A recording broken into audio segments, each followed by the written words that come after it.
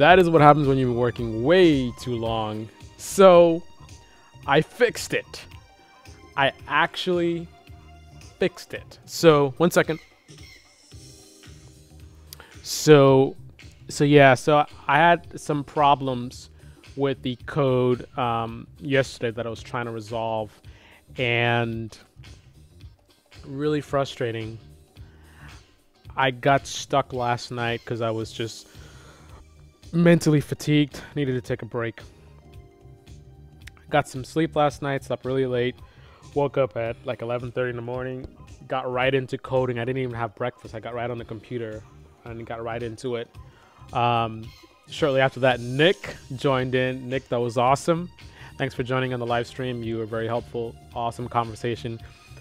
We worked together on just figuring out a little bit of workflow and planning ahead. And we figured out that the Fix Engine project is actually really great for him to get involved with, as well as myself. Super beneficial for me. A lot of the things I'm going to learn here are very important to me in terms of from a career perspective, in terms of what I'm doing from a business perspective, you know, being in financial technology. So awesome, you know, for me to go through the process, push this engine as far as I can. And then speaking of Nick, he also has similar interests as well. So this is super awesome. What we ended up doing is we set up a Trello board. Let me show that to you.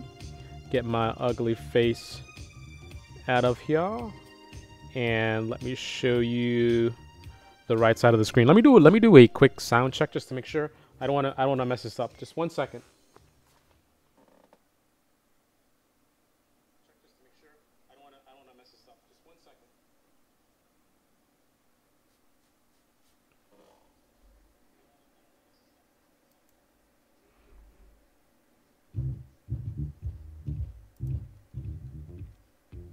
This is the CPU Squad. This is just a sound check. Make sure the sound is good and clear. You can hear exactly what I'm saying.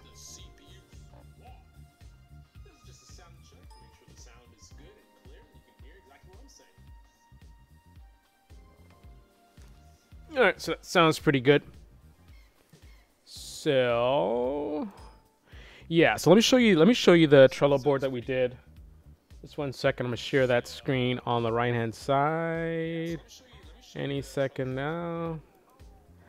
Right screen and boom. Huh. Why is... oh, because the terminal's in the way. There we go. There we go. All right, so here it is. This is the Trello board. And we set up a board for the Fix Engine project. Now, this is my first time using the Trello board, so just bear with me. I am just now figuring out how this works exactly. I gotta get a new microphone mount set up because like this thing's in the way. I need it to be close to my mouth. You can get the good sound, but then this like stuff is in the way. So at some point in time, I gotta go to the hardware store and hook this up. But for now, we'll make do. So again, it's my first time using this. Why does this seem like this is off the screen somehow? This... the column on the far left looks like it's cut off a little bit. So I don't know what that's all about. So protocol videos are hidden. Okay. There we go. I guess because we have all these columns of post-its, boards, whatever you want to call it. So Nick was super awesome. What he did is, since we're doing a Fix Engine project, he actually, and this is you know, I think is really the right attitude to have. You know, you want to be successful. When you're getting involved in something, you take initiative, right? The people who, in my opinion, don't have what it takes to succeed, one of the things about them is they can be very passive, right? So, you know, someone's like, hey, yeah, let's work on this thing together. Yeah, you know, a lot of talk, right? But then when it comes to actual actions that they take, it kind of conflicts with what they're saying. I didn't tell Nick to do anything. I started my live stream like I normally do. I'm calling it my in real life coding live stream. In real life, that's those streamers where they stream their entire day, whatever they're doing, going to the park, talking to friends. They just like keep streaming. So me, I'm doing kind of the same thing, but I'm really coding. I may go make breakfast and things like that, but at most point, I'm just coding, and most of the time I'm not talking, right? So I'm just streaming, getting into my coding. Nick joins. I say, "What's up?" Right? So he's listening to me and he hears what I'm trying to do, and he's like, "Hey, man, that sounds really cool. I'd like to get involved in that." Right? So that's what he says, right? A lot of people say a lot of things, but what they do is another story. How does it? Oh, that's my Batman line. It's it's not. Oh, it's not who I am. It's not who I am underneath that defines me. It's what I do that defines me. I messed up the line, I'm sure. I'm Batman for Halloween, by the way. That's my I usually dress up as Batman at Halloween, so gotta bear with me. So anyways, I just told him about this project. He asked me a quick question about what it's all about. So I tell him, and then the next thing you know, he actually took it upon himself to create this Trello board. I didn't say to do this, right? He goes in to Trello.com. He starts Googling Fix Protocol and Fix Engine. And interestingly enough, he runs into a lot of my videos, which is I found very interesting. So there it is. He put all these videos into this. Um, this is really just an update video. This one, I don't know if this really should be here, but that's all good. So he picks a bunch of videos. He he locates open source fix engines, perhaps on his own initiative completely, or because I mentioned that there's open source engines. But regardless, where did this guy come from? What the hell? Oh, it's a commercial. I was like, what is this guy? Where's this guy coming from? So anyway, so he pulls up open source fix engines. Let me take a look. So quick fix is what I told him about. Um, Nice. So he pulls up the quick fix repo. Now, hopefully, this is the correct one, the one for Python. He also pulls up the link to the quick fix engine. Blah blah blah blah. I can't even talk now. The quick fix engine website. So if I click here,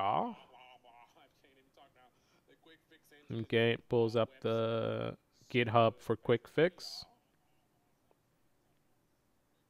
Eventually. All right. So there you go. So there's unit tests, bin, doc, source files. There's Python 2. So this is for the various fix versions. So you have fix 4.0, fix 4.1, 4.2, 4.3, 4.4, 5.0. So these are versions of fix. So it depends on which version you want your application to use. You'll use a relevant one. Most of my career I've used 4.2. So let's take a look at 4.2. So this is 4.2. So there's a file in here. Why am I lost for some reason? I'm here. But where is the file? Open this file on GitHub Desktop. Okay. That works. Hmm.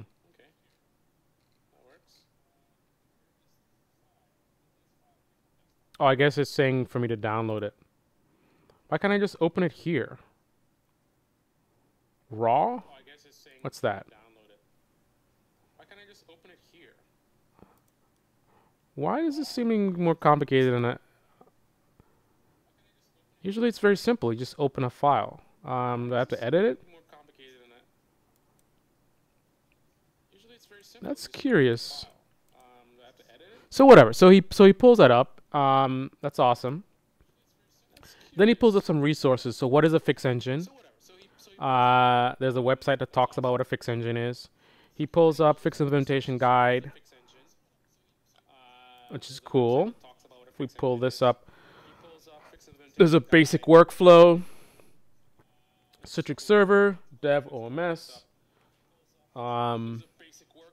database, firewall, Good stuff, right? So just basically a lot of relevant information. And then I started posting my code here because I'm having a problem with my GitHub right now. So I just started posting my code randomly here. So I fixed the problem that we had yesterday, or today actually. Well, it's now tomorrow, I think. Yeah, today just started. We're 35 minutes into Sunday at this point. So yeah, so this is the fixed version of the code, and I'm gonna go through that, what was wrong with it, in just a second. And then he has, is this zoomed in? Why does this look like this? This is like, okay, I don't know what that was about. So anyway, so there's Git. So Git. Oh, okay. So basically, because we were having some problems with Git, and what's the correct commands and all that kind of stuff. So he put a bunch of resources here, documentation. I mean, Nick did all of this stuff, right? I didn't ask him to do any of this stuff. Like that's totally awesome. Um, and that's the right attitude to have, man. Just taking initiative and doing things like this as opposed to like waiting to be told what to do. So I can definitely estimate that Nick has been successful in many things that he's done in his life, and he will be continue to do so in the future as well because he's got the right attitude, man. So thanks again. So anyway, so let me show you the problems that we had with the code. So I'm gonna see if I can pull up the one second. I'm gonna try to pull up the problem code, and then we'll go into the code fixed. So let me zoom in so you guys can see this.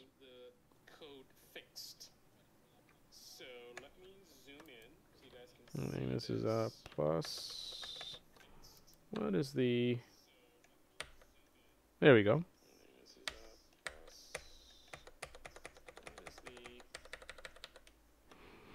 All right. So this is the this is the this is the old code. I left it broken here. So the fixed code is on my laptop. So I'm going to show you what the problem is. Right, so if we look here and we look at the most recent file, we have the version 3. So if I go to Python fix validator 3. Okay, so what this is supposed to do, so we're building the fix engine feature by feature as separate modules. Phase 1. Phase 2, we're going to integrate the modules all together in one from one application. So basically what we're going to do is we're going to import the modules into a separate file and use them together, right? So basically we're creating separate features as separate scripts, right? So each feature is its own script that runs by itself, right? Then once we have all 6 features, which is the initial goal, once you have all 6 features, then create another script that is going to utilize all of those scripts, right? So it's like we're creating a package, right? So that's the basic idea. So this is feature number 2, which is fix validator. Fix validator is supposed to validate, because part of the process of the fix engine that we're developing, there's going to be a validation phase where fixed message comes in and needs to be validated. Is it a valid fixed message or not, right? So I needed to figure out the basic logic for how to do validation, right? So that's what the purpose is here. So that's the concept, right? Now, as far as practice, what we're actually doing here is what I built is something that asks the user to enter a fixed message. So for the purpose of educational, for educational purposes, I set this up to be super simple. So the way that you enter or receive fixed messages is by simply user input, right? So there's no network connectivity or anything like that. You don't need another fixed engine or an actual fixed engine. You can simply type in a fixed message, right? So you can type in anything here. Like I just type in this. This is obviously not a valid fixed message. If I type in enter, it's going to tell me invalid message type. Please try again. So step 1 is request user input. So you want the user to enter a fixed message, right?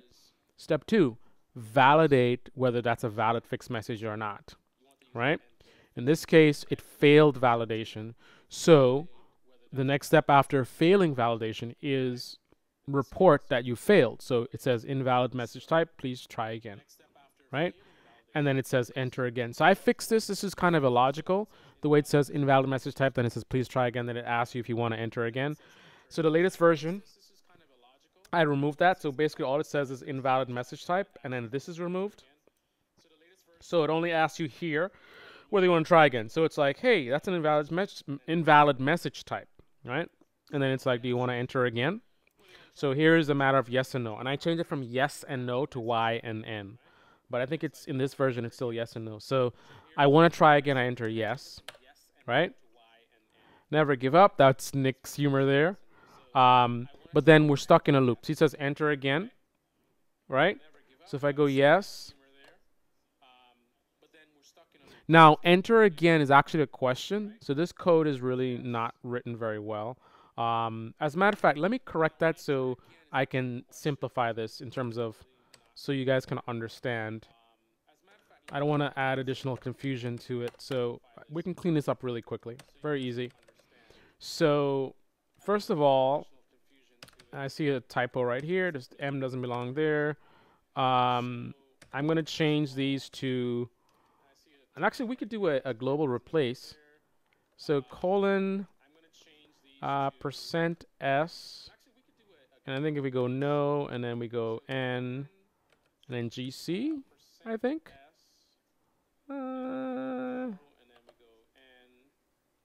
Okay, so that's a no, that's a yes, that's a yes, that's a no, that's a yes, yes, no, yes, yes. Okay, so that's a find replace that we just did, so that was properly done. Let's go back up to the top, and let's do the yeses. So we're gonna do percent %s, and we're gonna change the yeses to y's, right? I'm gonna do GC. Yeah. Okay, so that's a yes, yes, yes, yes, yes. Okay, so we did 5 replacements. Okay, so now it's a single character answer is how it's set up now. So now I want to also clean up this this please try again. This is kind of illogical. It doesn't make sense to say invalid message and then please try again, right? Just tell them that the message is invalid, right? And then let's do error.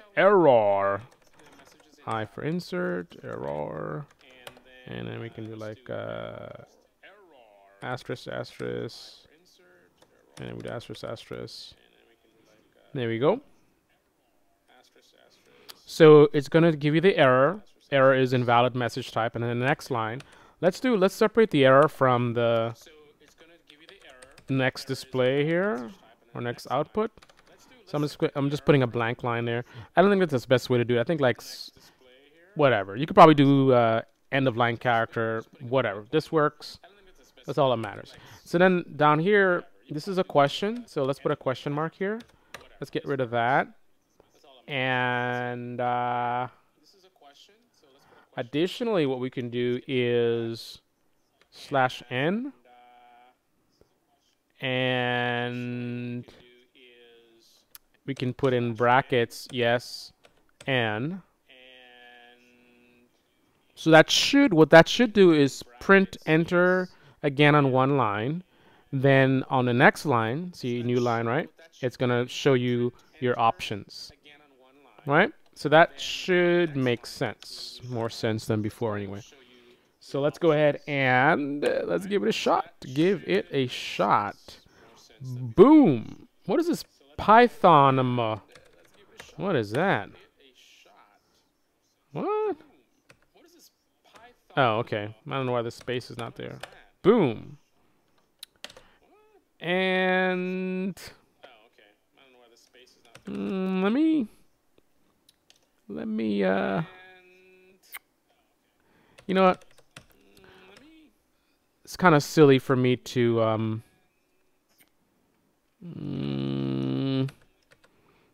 because remember I already fixed this, so I don't want to do too many things over and over again. But I guess for the purpose of showing you guys, it's all good. So let's import OS. And let's start with a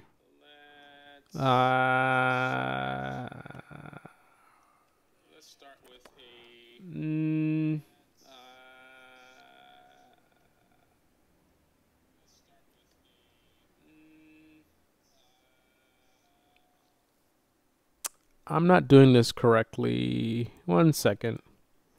Import OS plus clear. Import OS plus clear.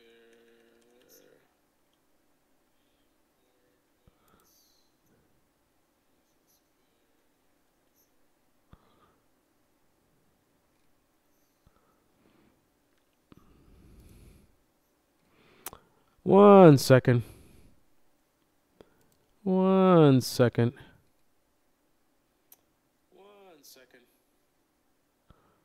Okay, so this is correct. So it should be os dot system. Okay, so this is correct. So it should be os. And then the actual command, which in this case is clear. And then the actual command, which in this case is clear.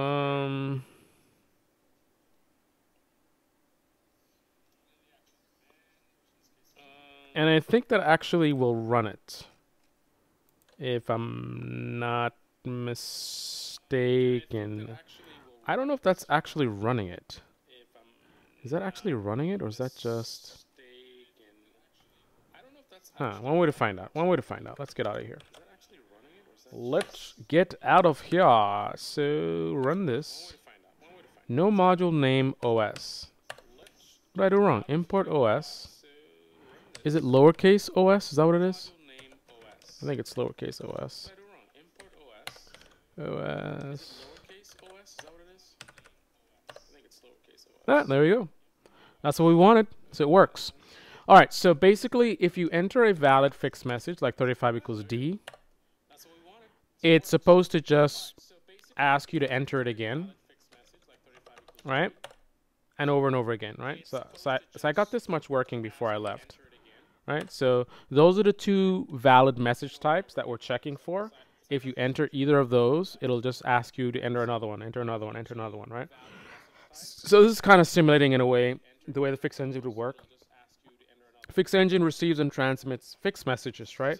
So this is an example of it receiving a bunch of fixed messages. An order came in. This represents an order.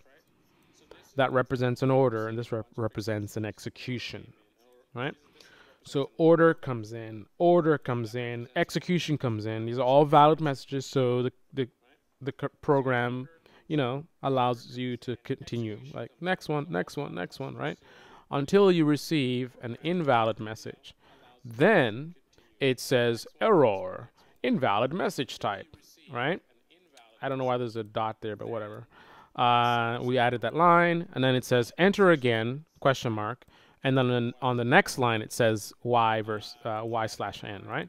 So what I'm supposed to do is say yes. I do want to enter again. And then it's supposed to take me back to here so I can enter again. But that wasn't happening. So if I do yes, let's see what happens. Never gonna give up, Rick Ashton.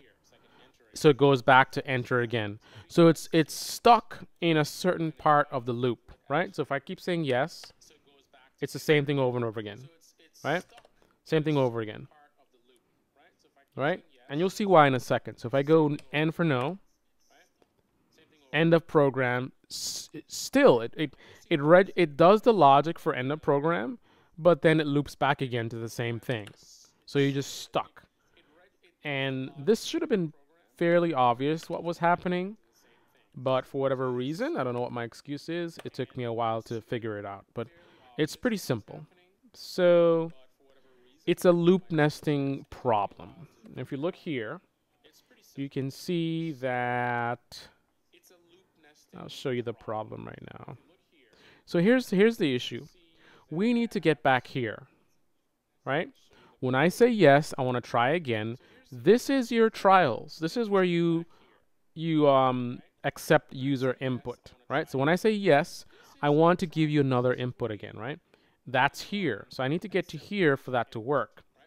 But the problem is the way Python works is you can see the loop beginning and ending based on indentation. So this is a while loop, which begins here, right? The contents of the while loop are indented one time, one level in. One level in is that loop. So that loop would end. I don't know if technically you would end it here. I mean, here you're beginning another while loop, but it's at the same level as everything else here. So technically, I would say this is the entire loop, right? So the entire loop ends with a continuation. I'm just using that word. The continuation being another loop has been initiated, right? So there's a nested loop, right? But we can't get to that loop from this loop, right?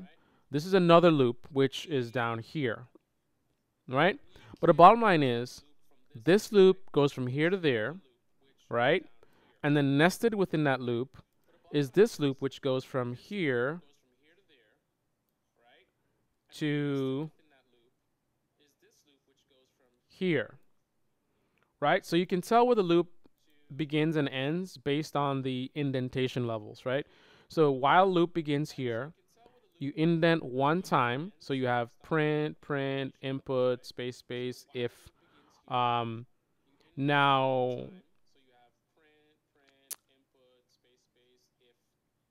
I know there's an additional indentation here, but that doesn't affect the fact that it's all part of this loop, because there's an if statement here, and the if syntax requires an additional indentation, right? So the fact that these indented lines are part of this if statement, which is part of the loop, then it all comes together, right? So this just think of it conceptually, that the if condition here is going to be an anchor for these lines of code to keep them inside of this while loop, because this while loop is at this level, at this indentation level, right? So technically this is outside of the loop based on indentation rules, right? But conceptually, the way I would look at it is that these are still part of the loop because they are only indented based on the if, right? The interpreter understands that. The interpreter understands that when it sees an if, it expects to see this indent. So it's not going to be like, oh, indentation, this is the end of the loop, right? It knows better. It's smarter than that, right? So that means that all this, all the way down to here, is part of the same loop. So now let's look at our problem, right? So this is a nested loop, right? And this is where we're stuck, right? The problem is you can't get out of a loop unless you request to get out of the loop, right? I can put all these different commands and code and this and that and all this kind of logic, and no matter what I do, I am going to be, unless I outdent, is that a word, outdent? Whatever. Unless I go back to here, right? Unless I move something to out here, then whatever I do here is going to be part of this loop, right? So the only way to get out of this loop is I have to formally request to get out of this loop. So what you want to do is you want to do a break, right? So I need a condition that breaks this loop and takes me up one level in the, let's call it the while loop tree, right? So if at some point in time in this logic we use the break command, it's going to push us back out one level, which means back to this part of the loop. So that means it's going to go while stop and then it's going to request the input. So to get here, we've got a break. So it's a simple solution. Basically, we need an if condition that will respond with a break.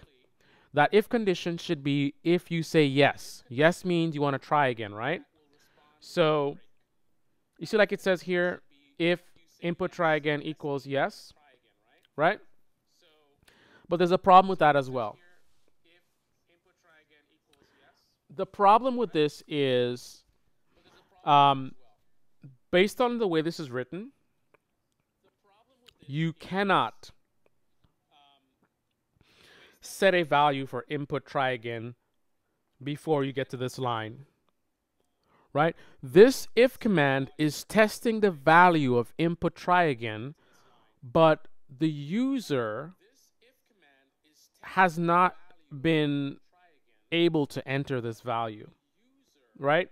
So basically, let me see if I'm explaining this correctly. So here is where the attempt is being made. You're saying input try again equals raw input. So I'm asking for you to set that value. Input try again. But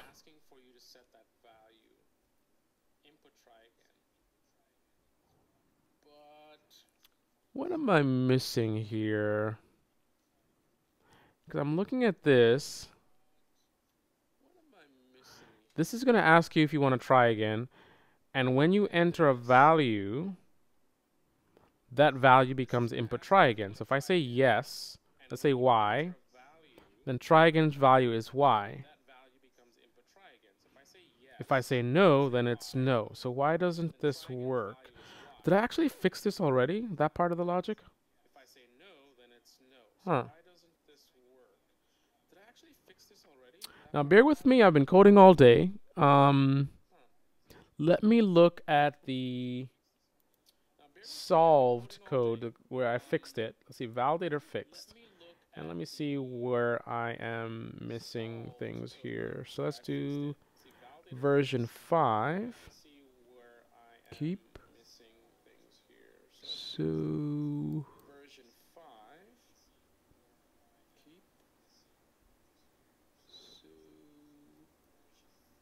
one second. PyCharm. Why are you importing PyCharm?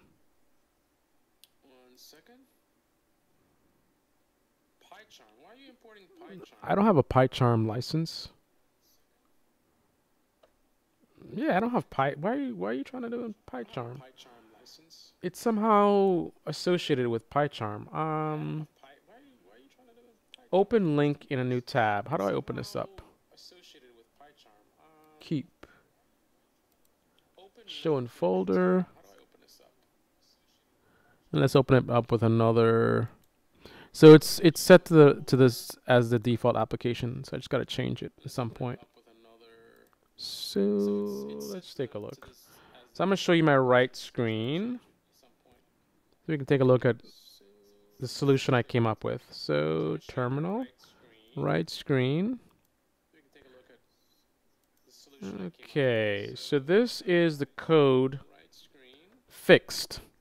Now I did some more things than just fix that issue. So we have to see, let's see, view. Where is the encoding language? Python, that's good. Style configurator. Let's do global style.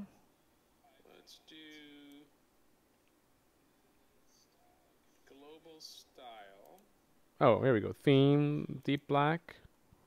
That's so black. Let's do ruby blue. There we go. That's better on the eyes. All right, so this is the. Oh, but I'm losing all the color coding. What's up with that? Style configurator. Ruby blue. Twilight. Or dark blue. Yeah, there we go. Okay, so as you can see, I did a few things here.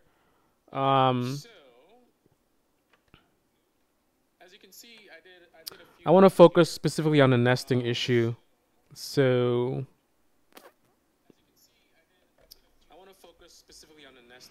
while input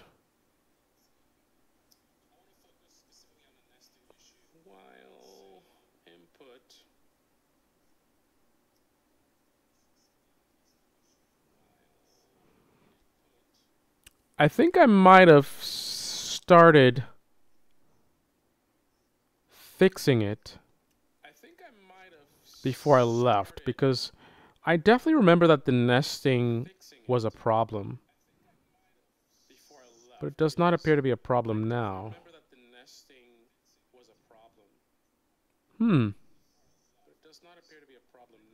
While input message is print.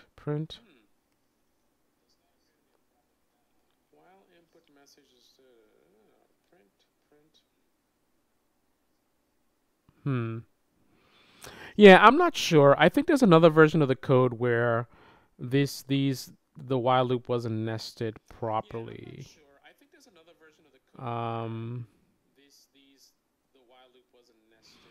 Let me compare this to what we have in the terminal here. So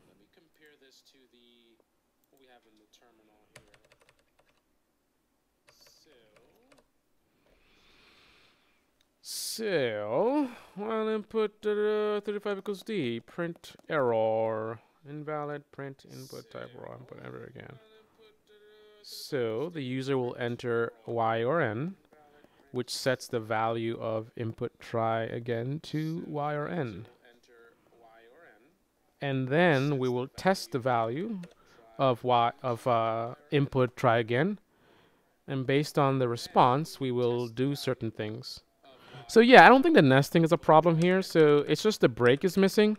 So if I say yes, then we need to break out of this loop. So that's what's missing here.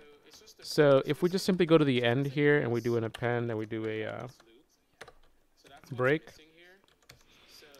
that should take us out of this level of the loop, which pushes us back to this level, which will allow us to get the enter message, right? So that should fix that part of the code. Now I think there's some other issues as well, but that'll address that particular issue. And also this exit I don't think is valid, but we'll address that in a second. So that's if I type no or N. So let's run it now and see what happens. So all right, so let's enter something invalid. Invalid message. Do you want to enter again? Yes, I do. And we're gonna give up. Rick Aston. Enter fixed message. So that's it. It's that simple. Just a simple break. Again, I think there was another version that had more problems. So the version that I'm looking at now is closer to being fixed, because you can see just adding that break, now we're able to invalid fixed message. You get the error. You want to try again? Yes, I want to try again. Enter something else invalid. Here's another invalid fixed message. That's invalid. You want to try again? Yep, I want to try again. Boom. It does that. And now I can enter another one. Now we can enter a valid fixed message and see if that works. So that works. 35 equals 8. Oh, that's invalid. Try again? Yep. I want to try again. Okay. So let's get rid of that nonsense that's causing that delay. We don't need that anymore. So we can simply comment that out. And we don't need the sleep. We don't need the sleep. Yeah, so that's fine. So let's test this out. So we can go Python. Rubbish. That's rubbish. Want to try again? Yep. That's rubbish again. Want to try again? Sure. Valid message. That looks good. Go again. That's really good. Go again. Aha, invalid. Want to try again? Nah, I'm bored. No. So that's broken. You see what's happening? When I say no, we're stuck in the loop. Stuck in the loop, right? Same similar problem as before. So that's an easy fix. If we go down here, so this exit would work in a corn shell. So I put that as just from habit of, K shell. That's how I would normally exit the program. But what we need to do here is actually delete break. I don't know if a single break or double break. Let's see what happens with this. So let's go like this. Invalid message. Want to try again? There you go. Boom. As easy as that. We can add another OS clear. Yank, yank. As easy as that. We can add another OS clear. Yank, yank.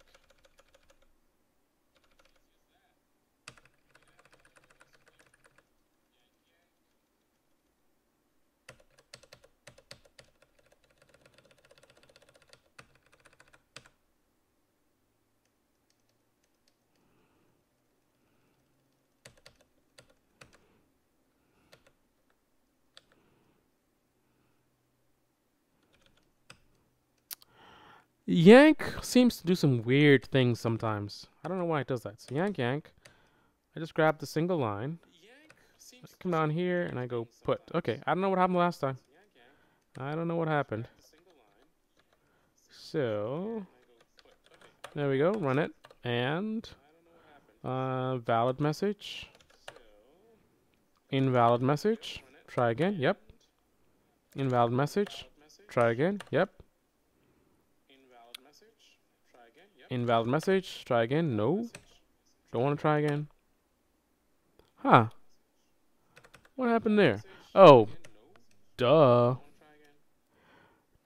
Duh. You can't do this after you've already exited the program. Hello.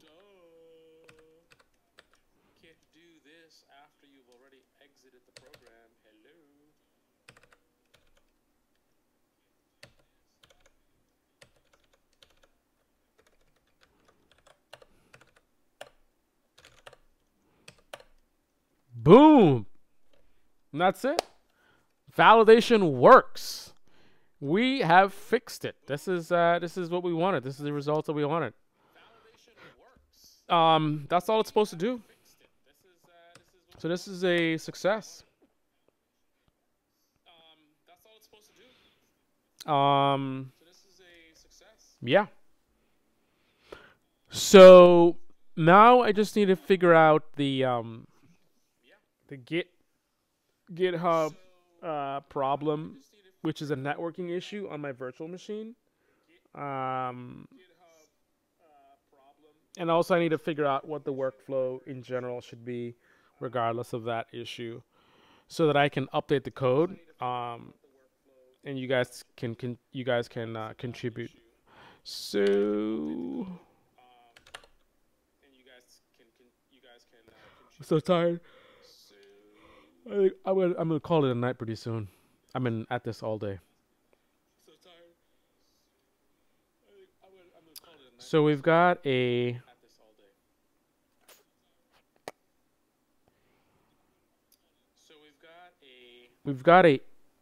fix input and we've got a validator. So those are the two features that we just did. So if we look at the README, we're supposed to do input alphanumeric text and then validate order. So let's update this. So yank put. Huh. How do I take just? I want to just copy one letter. Control V. Yank. P. Okay, that sort of worked.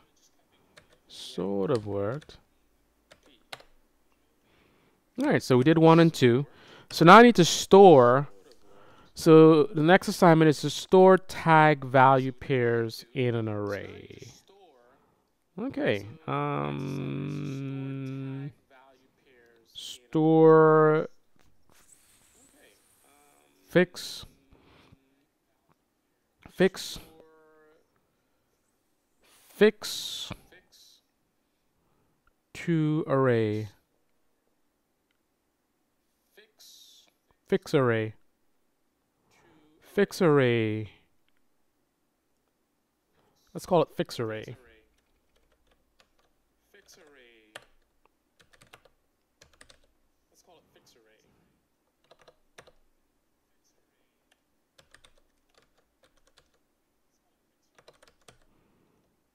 Is that how you pronounce? Is that how you spell it? Array. Yeah. Fix array.py.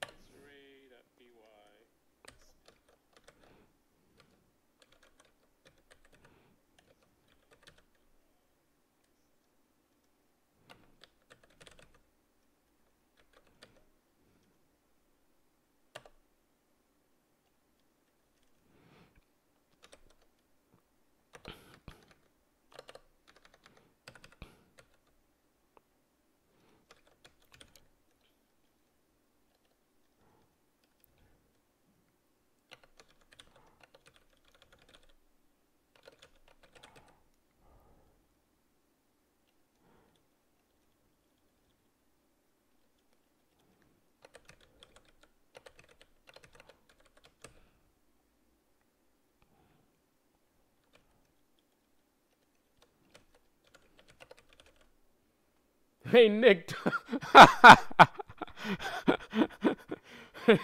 Nick, don't you sleep, man. Wow. Yeah, that's our next feature. We're gonna do the array, which seems to be a very popular um thing that I know a lot of employers that keeps coming up in conversations. So I would say very important and I guess an in-demand thing to know in for someone in like a DevOps type of position in the financial world at least. Working with arrays, I guess, seems to be a popular thing. I don't know. It keeps coming up, so that's all I know.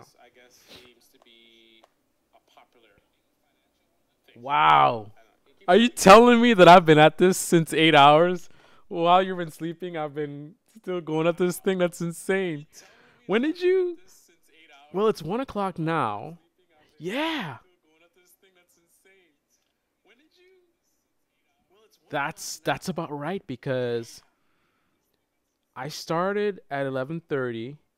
I remember I was talking to you and you said something like it's actually it was about this time your time. So it was 1 in the morning for you and it was 1 p.m. for me. So it's 12 hours ago. That was 12 hours ago that we were working on this stuff. Man, I what did I do? After I finished with you, I worked a little bit here, went skating to the pizza shop. I worked a little bit on it there. I tried to get my tablet to join the live stream so I could talk if anyone joined, but that didn't work out for whatever reason. It was cold, so I left. I skated to the Starbucks, local Starbucks. I was really frustrated, and I was, what is this? Why can't I figure this out? And I'm back and forth and researching, and I got one thing fixed and then another thing fixed, and at one point in time I had to take a break. I went outside and I actually did a quick video which was kind of talking about dealing with frustration. Like I was very frustrated, and it's just you're trying to get something done and you're not figuring it out, you're not getting any answers, and you're just stuck, and you want to get it done, and you're fighting and you're fighting and you're fighting and you're not getting anything done. And what I talked about is that you sometimes you need to step outside, go for a walk, take a break and come back.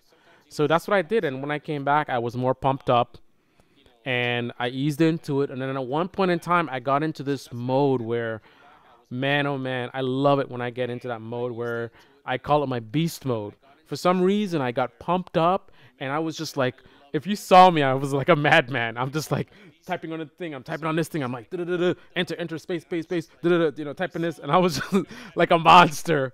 And at some point in time in that mode, I figured out the nesting issue, and I was like, yeah. And then I cleaned up the no response and a couple of other things that I did, clearing the screen and cleaning it up. And I was like, yeah, I got it done. I can't believe it took me the whole day, but I definitely learned a lot from this process. So that was awesome. I'm gonna that knowledge is gonna help going forward. And now I'm ready. I'm ready on the next feature at this point. So I'm gonna start with the array. It's late. I'm tired. So I'm probably just going to initiate development on this array feature, but I don't think I'm gonna get this done tonight. I don't know if I have the capacity to, but I don't wanna step too late either, because I wanna start the day early tomorrow and really get some work done.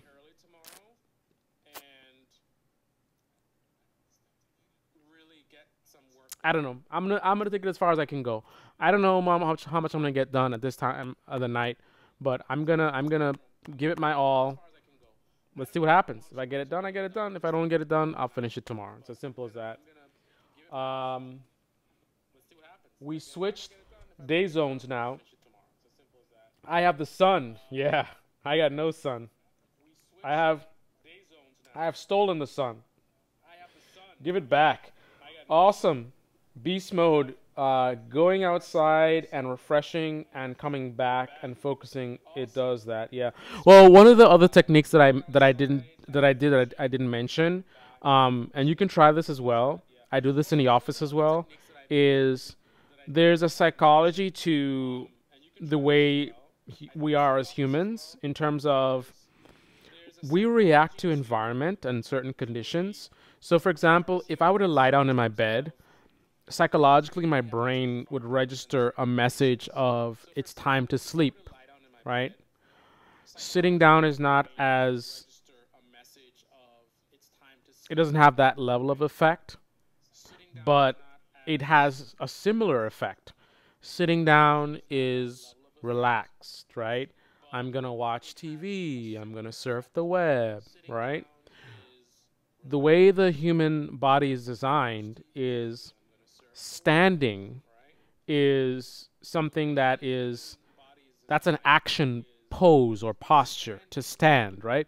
Standing means, being alive and running and, seizing the day, right? When we're going to do things, you're going to go hunt for food or, tackle something, you're going to fight, whatever it is, you do it on your feet, right? Not on your butt, right? Or on your back. So if you want to sort of maximize your energy state and your motivation and your creativity and get your body to its maximum potential state, everyone's different, but one of the techniques is to have your maximum action posture. I'm going to call it that, which is to stand, right? Standing is your maximum action posture. Sitting is the in between. And then, of course, lying down is the worst.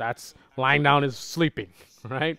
So what I did is in Starbucks, they had a counter that's kind of high. So at one time I was like getting a little frustrated or whatever, and I got up, I set my laptop on the counter, and I'm standing up in my command, standing up, right, not sitting down, and I started getting into it and push through and do my research. And I think in that posture is where I actually fixed the biggest part of the issues. And then once I resolved the nesting issue, and I had been working for a while standing up, I was sort of pumped up. So I was like, all right, cool, let me go sit down now, where I have my tablet and everything set up. So I sat down and I just muscled through, got it done. So, and like I said, Nick, everyone's different, but that's something that I read and I use it myself. It works for me. So you can do research as well in terms of Hey, you don't got to do research. Try it. If it works for you, then you know it works. If it doesn't work, then you know it doesn't work, right? Sometimes, sometimes the simple solution is the best. Just give it a shot. Take fixed message from user and then insert into an array. This is oh wow, this volume is really loud. Are you hearing like an echo in the background? I apologize. I wasn't paying attention. All right, so first thing I need to remember how to do a Python array. But before we do that, let us bring some of our existing code.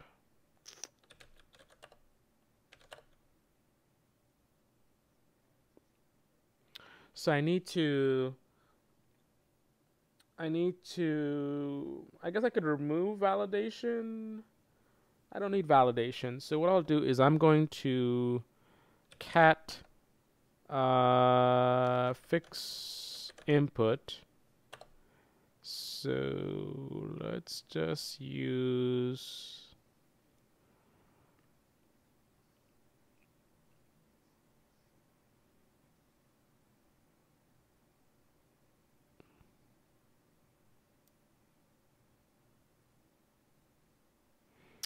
I really shouldn't have needed to do that because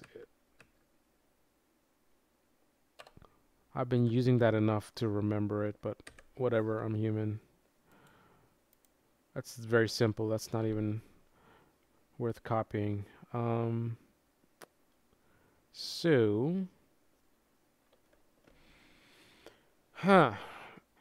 this is going to take user input and contain it in this variable input in fix message.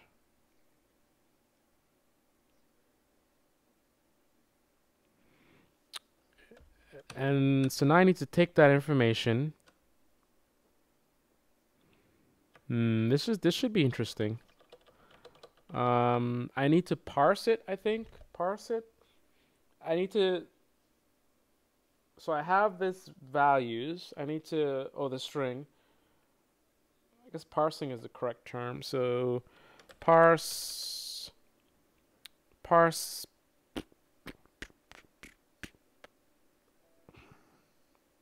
contents of. Let's copy and paste.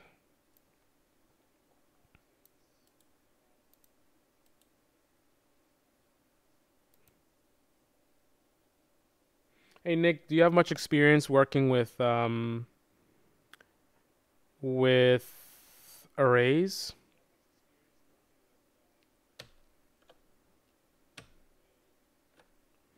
So let me just test this. Kind of unnecessary, but so Python fix array. Okay, so 35 equals D. What about our delimiter? What's our delimiter gonna be? Let's make it comma delimited just to keep it simple for now. So comma delimited. 55 equals IBM. In IPython, if you make a list, put a dot and press tab, it'll show you all the things you can do on it. If you make a list, put a dot and press tab.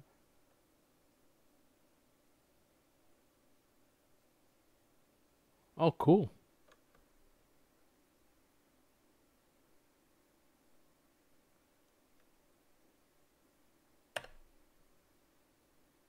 Okay, so this works. Now I just need to figure out how to put that into an array.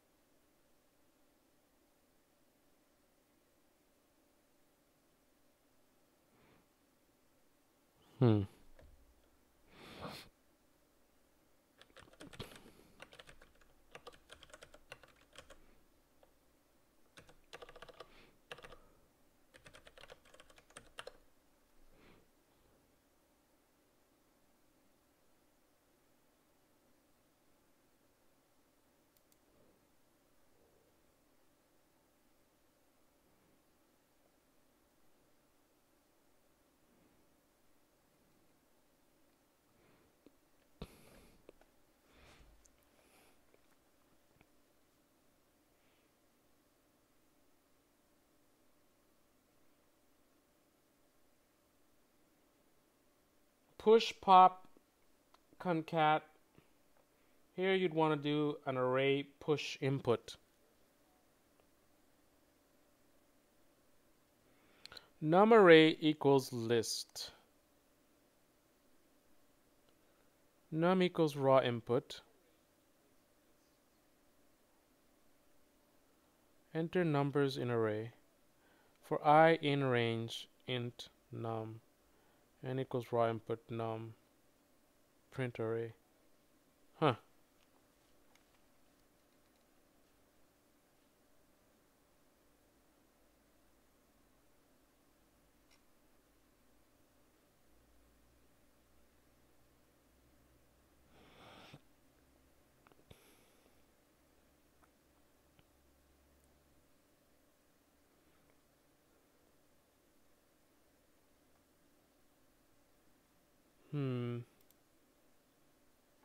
So you're saying array.push. So let's see what that's all about. Array.push. User input into array. Python 3. Ooh, that didn't go very well.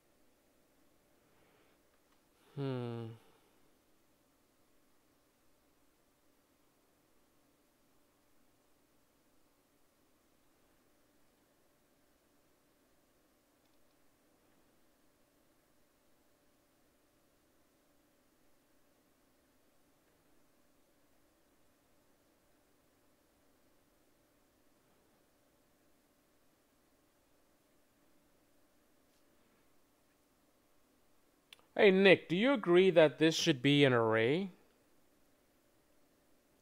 Why are we using an array? I thought using an array because with the array you can...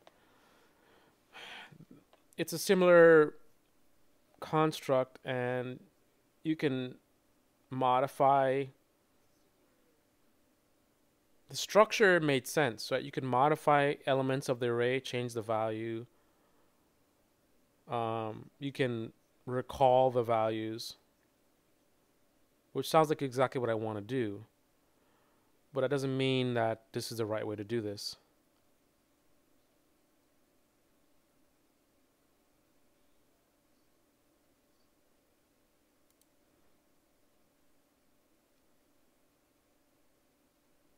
This is interesting. This is interesting. Ah, okay, let's see. I think I got something. Let's see. So if I do a...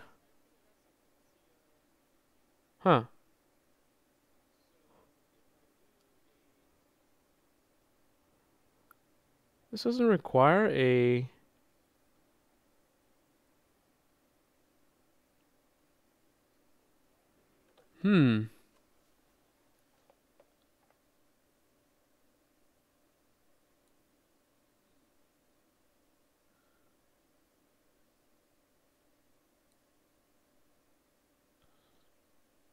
Geeks for geeks.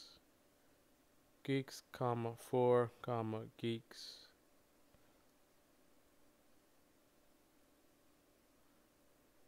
All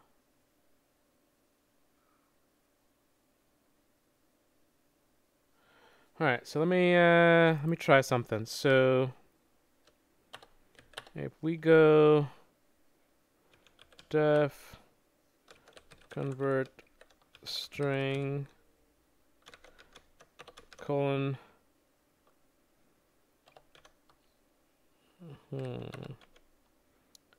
list string dot split And close that. And then we return li. And then str1 equals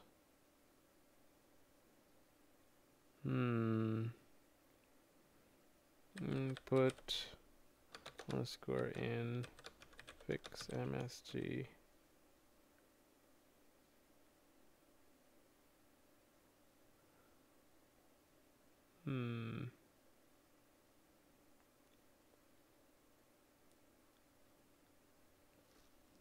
string dot split.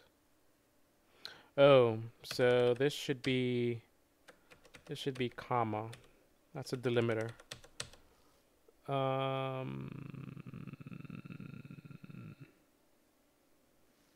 And then print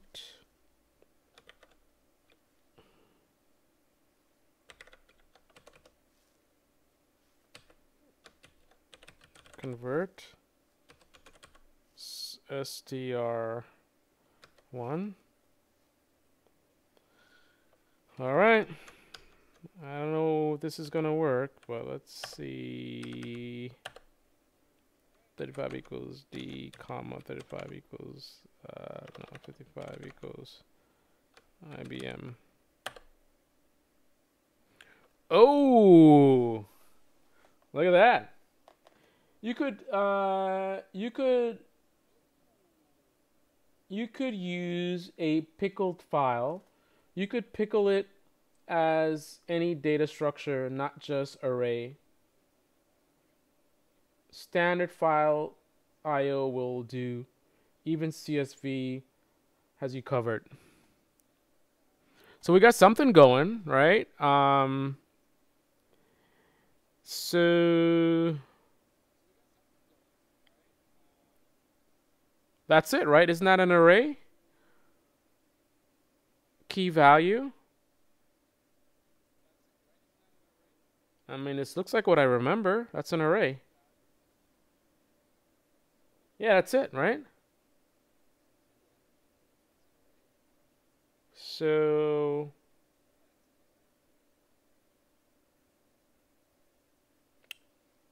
long term, we're gonna have to figure out some issues with the delimiter. I think the delimiter, why am I'm just so, like, my speech is like slurred. I don't know if I'm just tired. It's like I have to make extra effort to speak properly. Anyway, I think the standard delimiter that fixed engines use is a character referred to as SOH. At some point in time, we're going to have to address that. There are certain rules that we're going to have to abide by. And there may be issues that we may run into. SOH.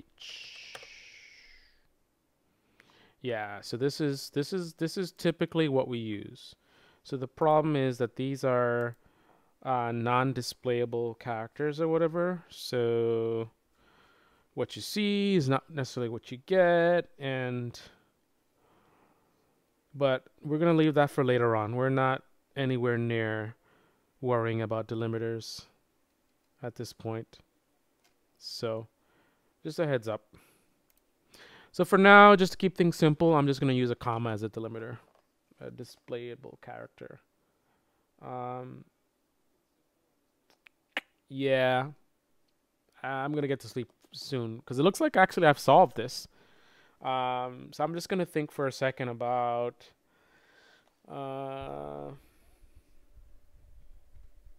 what else can we do here? So I have something that'll take the string that you input and reformat it into an array. So now what I need to do is actually declare this as an actual array. Have I done that? Like, so I can do things with it the way I normally would. Like, you have these items should be indexed. I believe this would be item 0, and this is 1 or something like that. But I don't know if that actually applies to what I've done here. Is this an actual array, or is it just an array format? What am I doing? I'm saying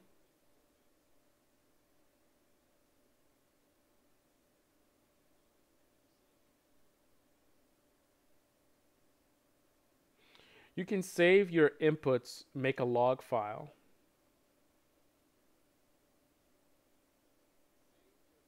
Yeah, we should start. Well, that's more down the road, but at some point in time, that's good thinking ahead. We need to introduce logging for sure.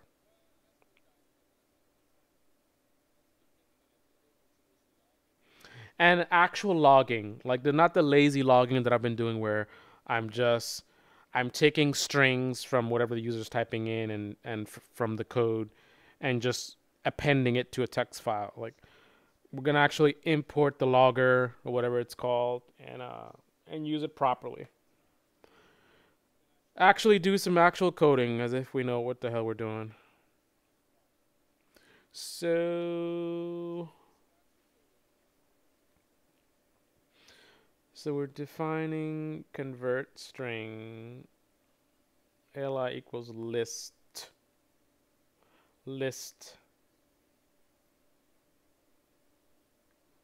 So yeah, I mean, I think arrays are called lists in Python. I really gotta get my microphone situation figured out. This is kind of annoying. Can I rotate this? Yeah, this is. I'm just about tired of this microphone setup. I've been using it long enough. Time to upgrade. I just gotta go to the hardware store and I can rig a mount. I have a universal arm that I can clamp on here, and I can position it any way I want to. That would be awesome. But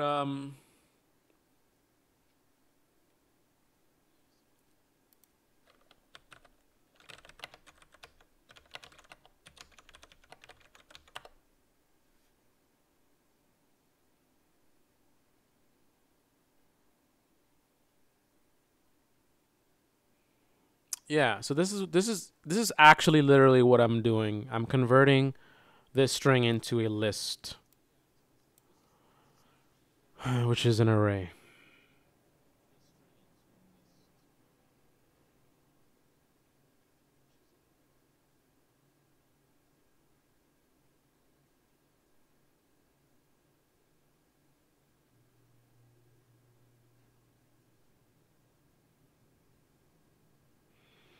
Perfect. Thanks, Nick.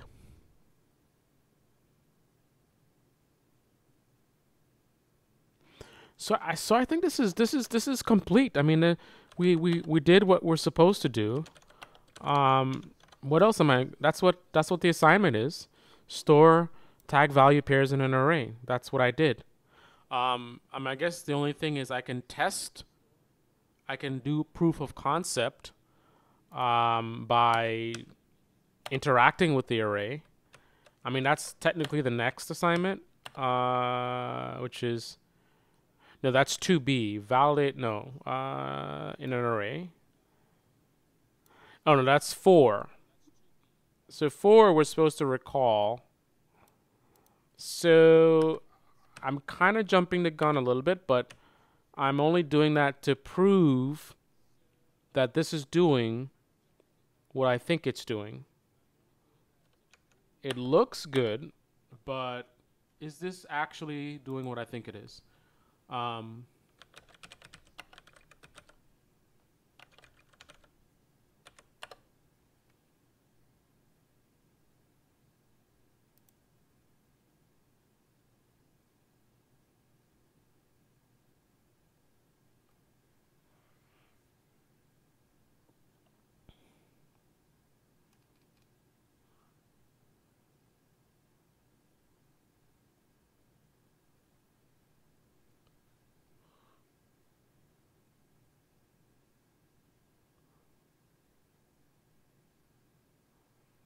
Huh.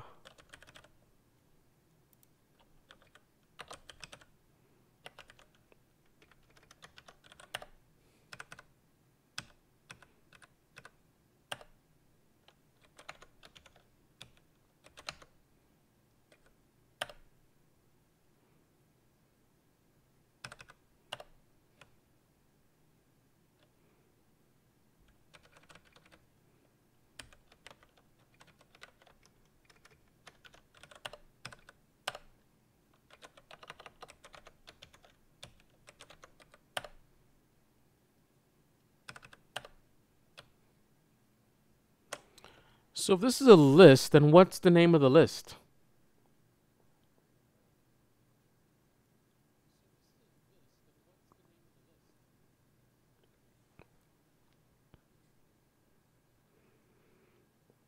See, something's fishy here.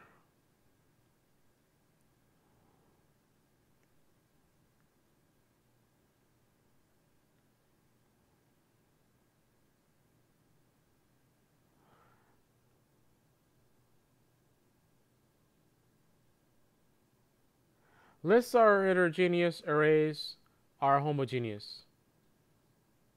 That's why we declare data type in C and all as int array. In Python, a list can carry absolutely anything. Huh.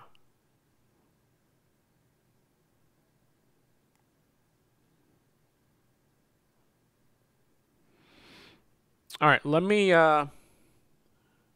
this was actually just supposed to be an announcement of solving of the problem from yesterday. So let me do a separate. Yeah, that's fine. I'll just add to the description. Day 2.5. Moving on to next feature.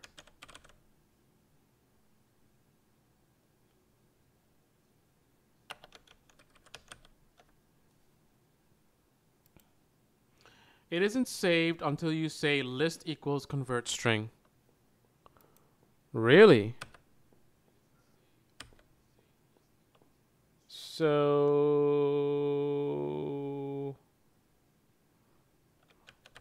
why did you do list in all uppercase?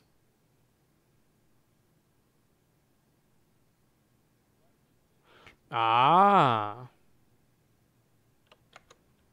So list equals convert. I think I remember this. This sounds familiar.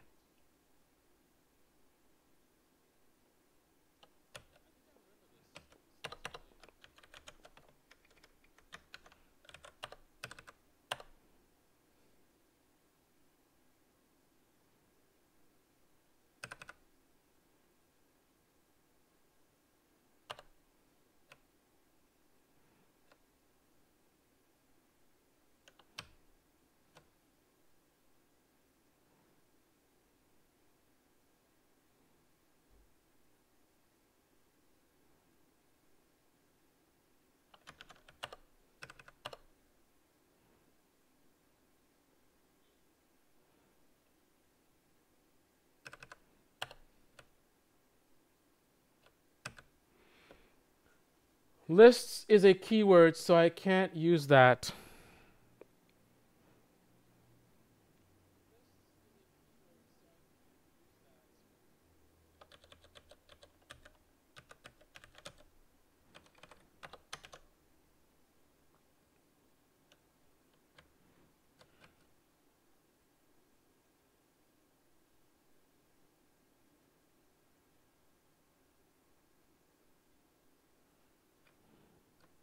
Oh. Yeah. Yep. You are correct. You are correct, my friend.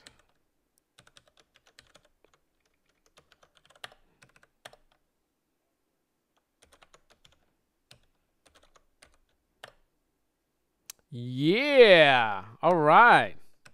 So now let's see.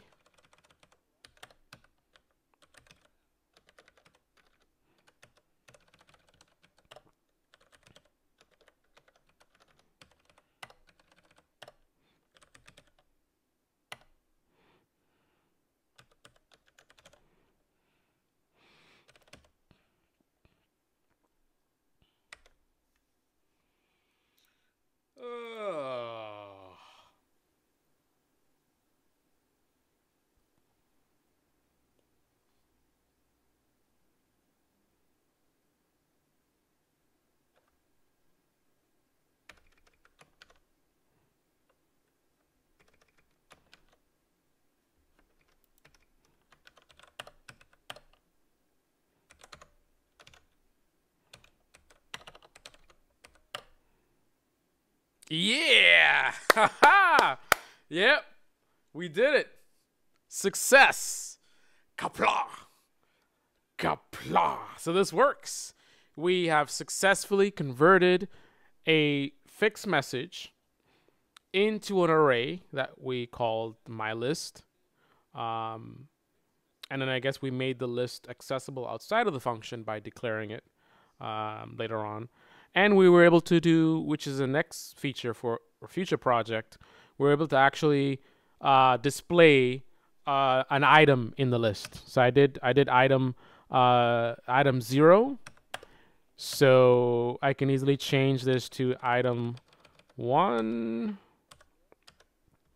which should give us a 35 equals D or whatever comes next.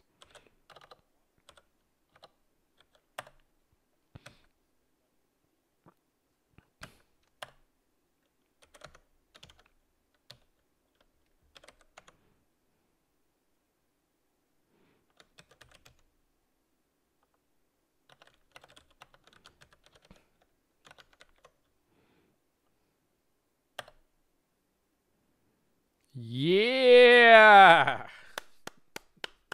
Woo! That's it. Success. So this is like 1.5 features, because what we just did is I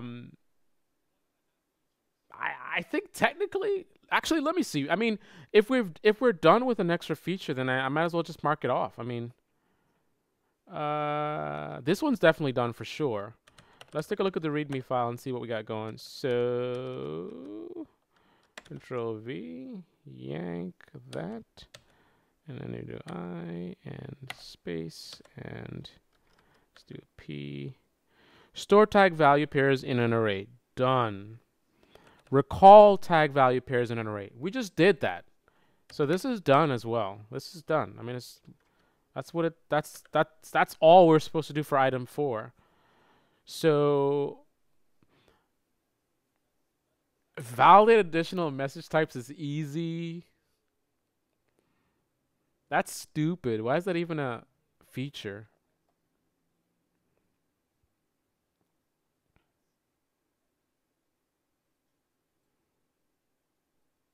That is so stupid. I could do that right now. That's nothing. All we're talking about doing is going to validator.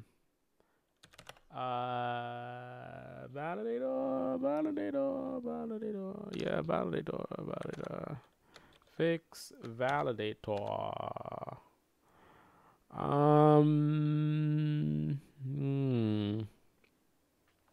Actually, I guess I should use the latest version, which I did.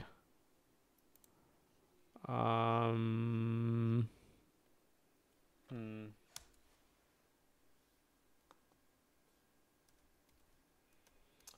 don't know if I can push this up to... I actually lied to you. My laptop doesn't use a virtual machine. My laptop's actually running native Ubuntu on the machine. So in theory, I should be able to just push all this stuff out to the repo. Git status. So fix reporter, how many stops, Python. So let's do git add star git status.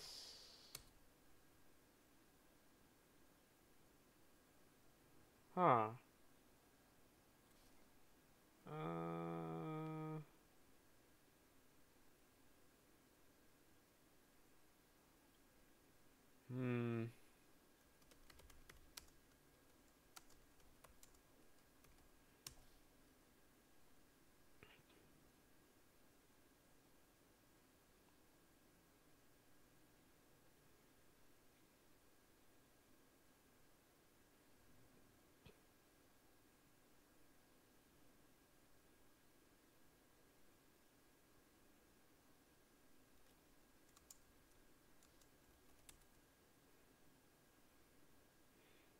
So git add star.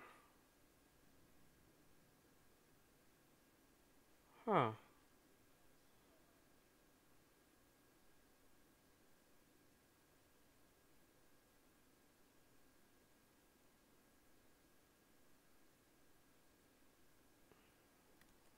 Something is missing. Git init.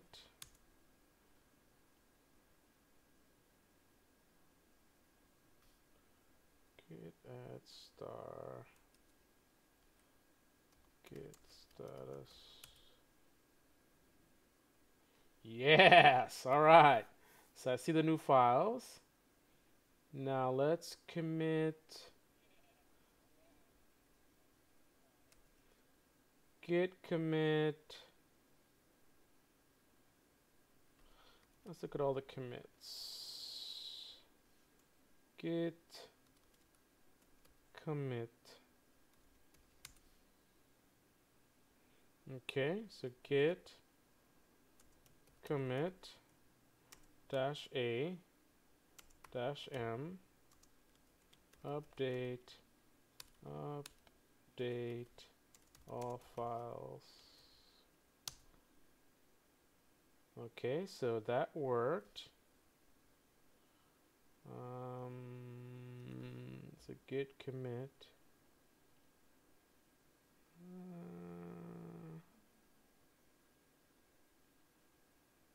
Git push origin master.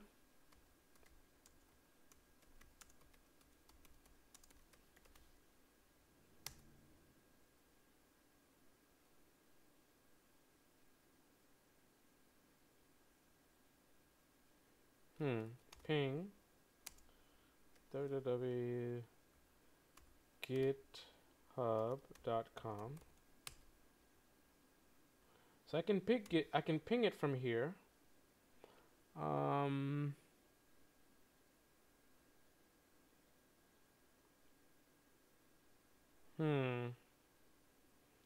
So I'm failing at the git push origin master. It says fatal origin does not appear to be a git repo.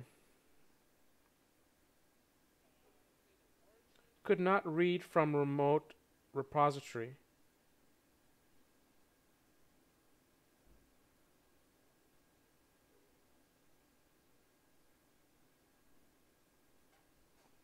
Huh.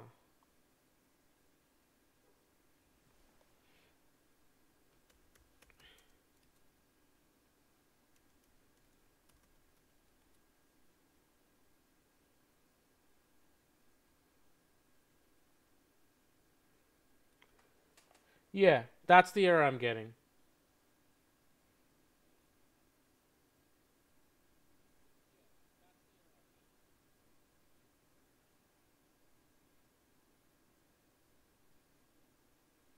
But like we said, how does it know that I have permissions? Like I can't random person can't just push to my repo. At what point in time do I enter my password? It's not asking me anything.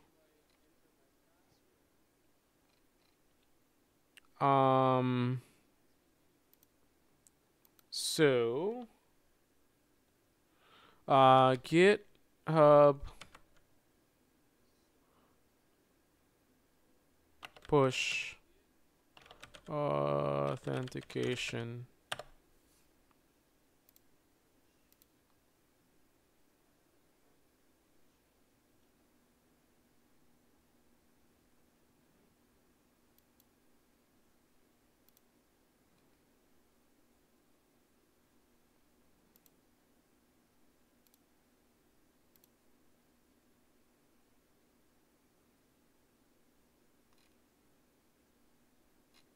What the hell is this?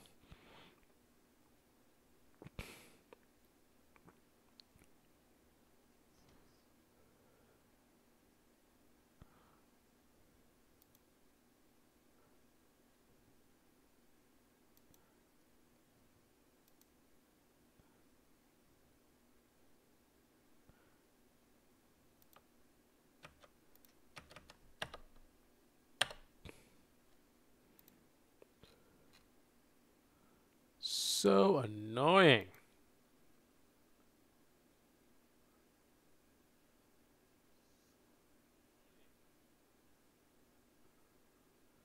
I didn't do any configure with any password information. Git lab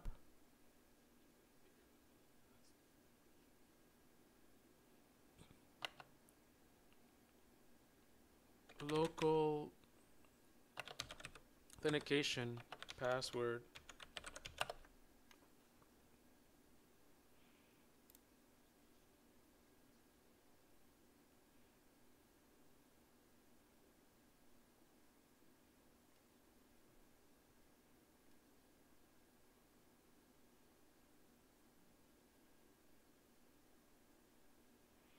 Okay, so there's a way to set the username and password, but I didn't use I was able to do updates on this machine before without entering a password. Let me look at git config. Um,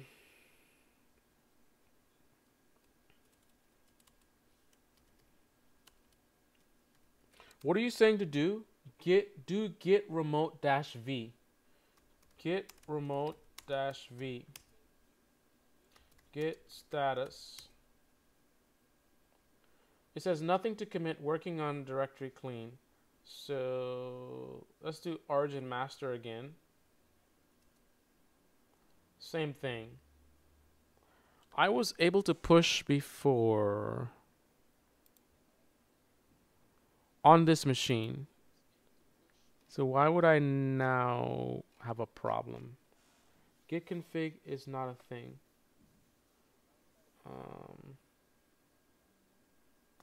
What do you mean it's not a thing? It is a thing. Git config grep password.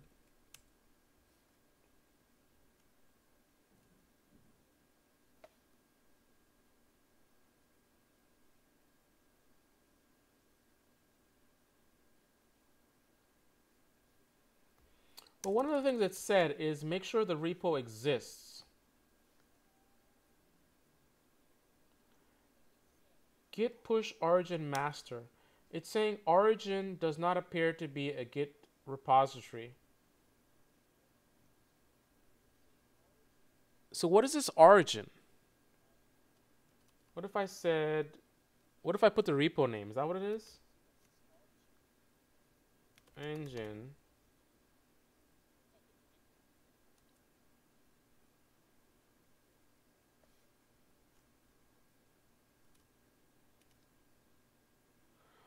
What if I put the link to the repo in here?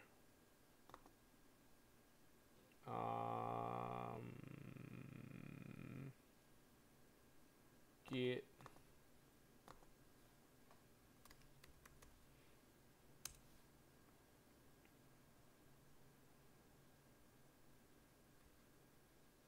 now I'm just really guessing.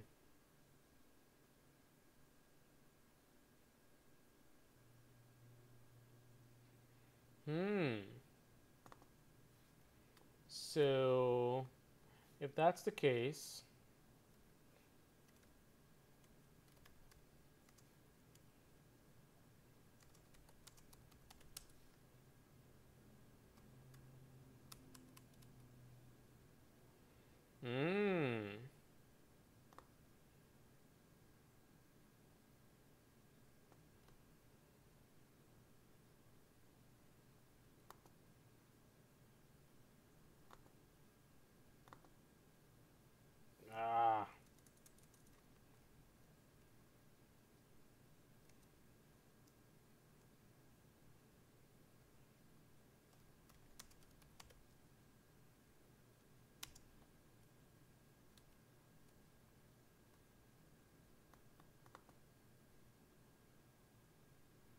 not daily.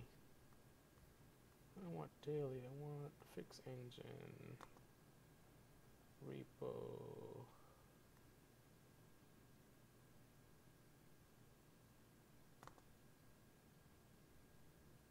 That's interesting that you're getting the same error as I'm getting. Very interesting. Clown.get.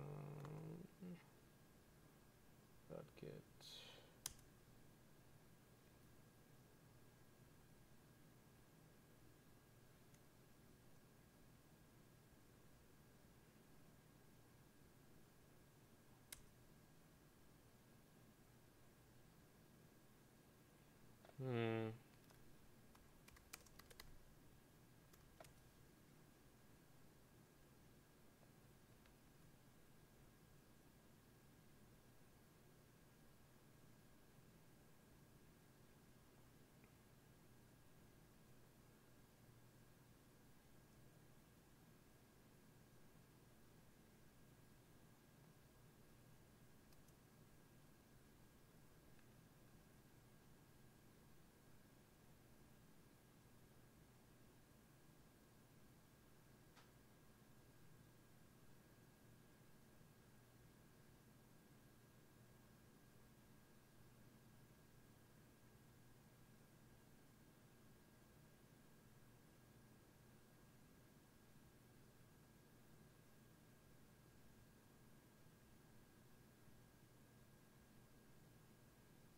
Hmm.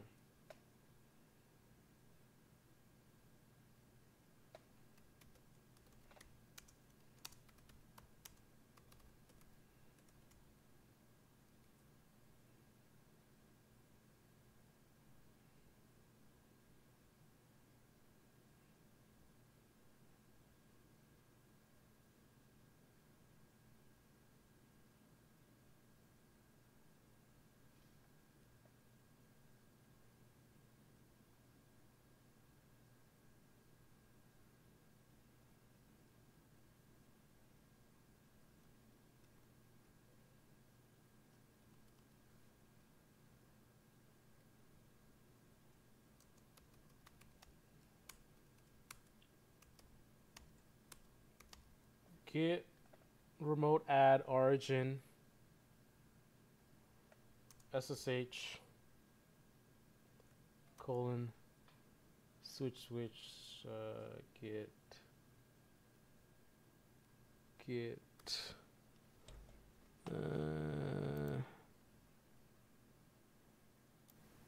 colon switch git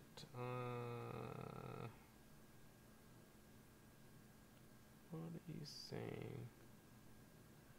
Git at example.com. What is that? Git at example.com.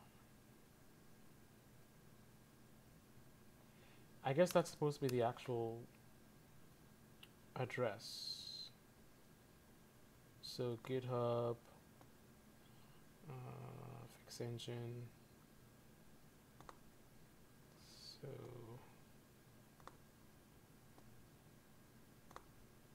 whatever.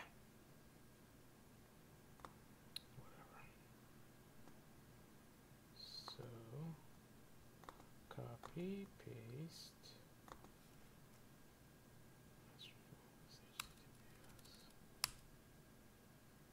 Okay.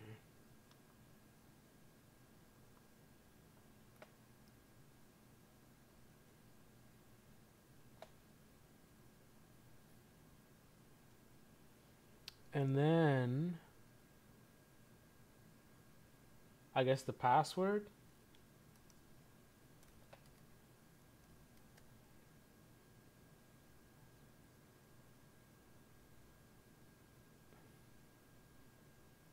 Why is there a slash and then my repo at the end? There's no password. You're just saying to use SSH.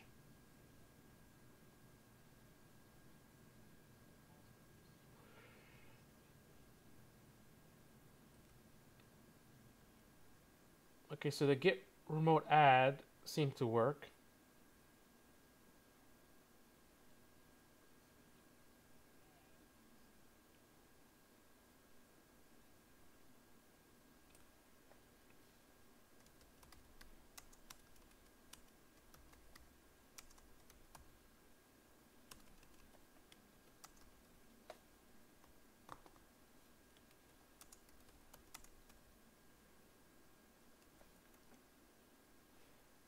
git add star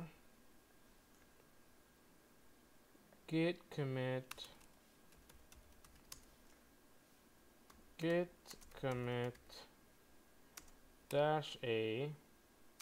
-m update all files. Okay.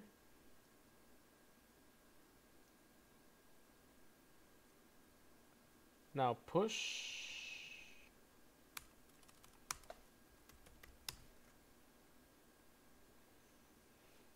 git push origin master. Oh wow. I think you fixed it. Oh no, it said can't be established. Why is it complaining? Could not read from repository. Make sure you have correct access rights.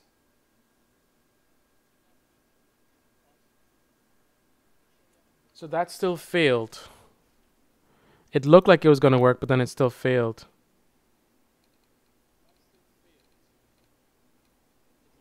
And we still don't have any commits from this month. Meh.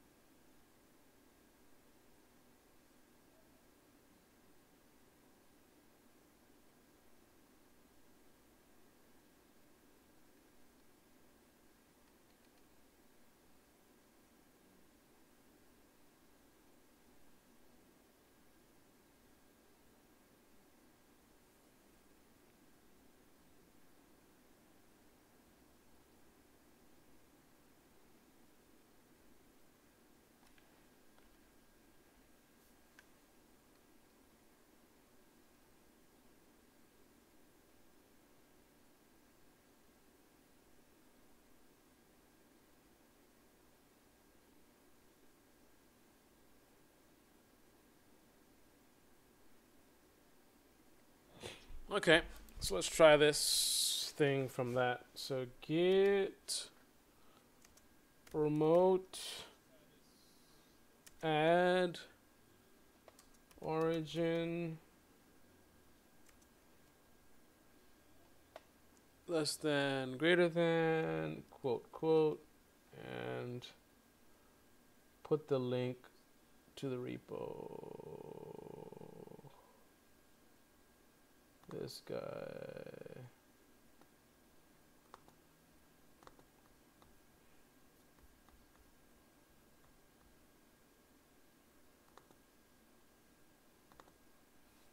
Okay. That didn't work.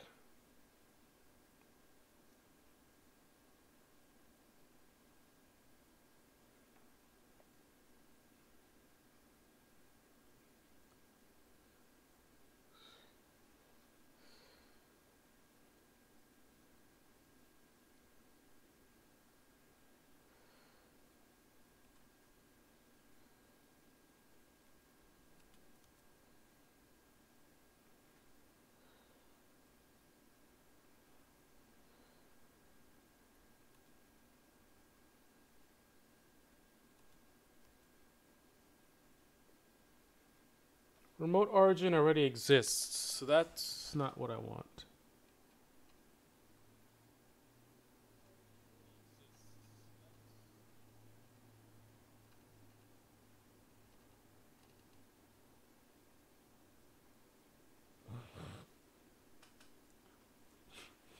Git remote.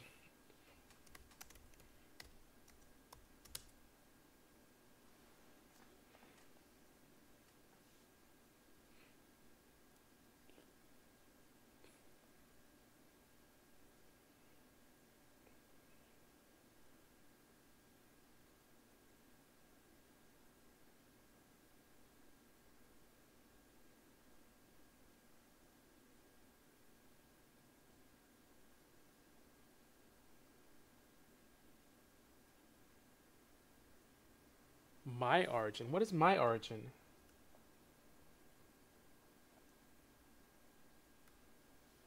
My origin. I don't know what that is. My origin master. Same error.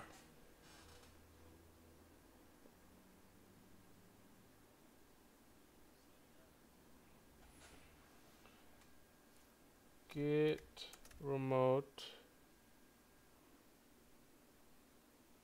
Let me check. Git config. How do I see the git config email?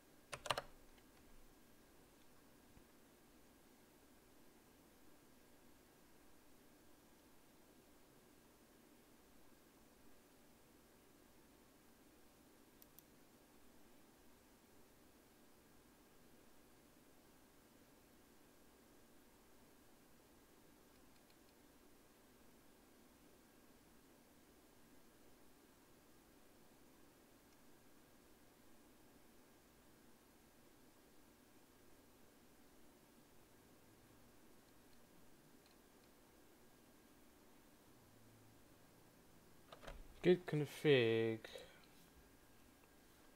Git config dash dash list.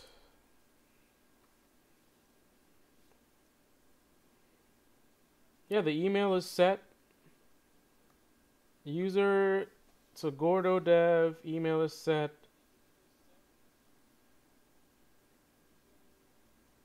I see remote origin is set up to this SSH thing. Yes, that stuff's all set.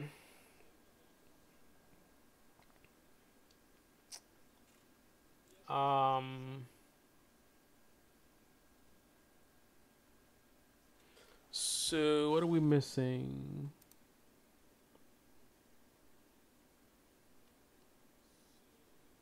So they're saying to remove the old. Git remote remove my origin.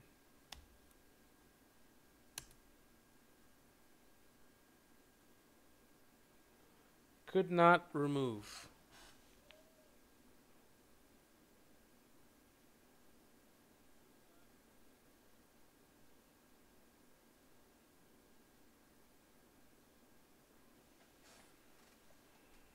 Git remote add origin. This really shouldn't be this complicated. SSH : //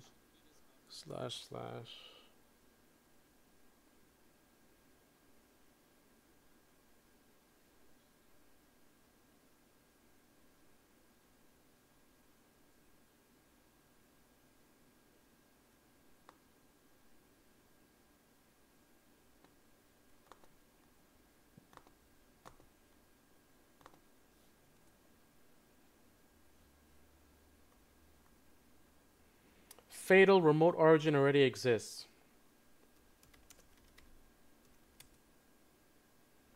Nothing to commit.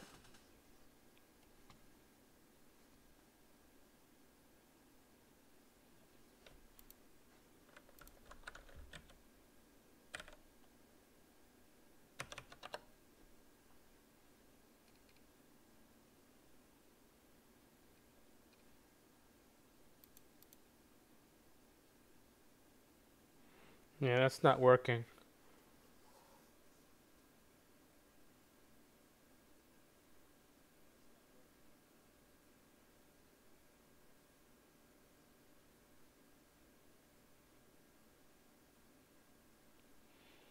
Yeah, none of this stuff is working. We are unable to do get origin master.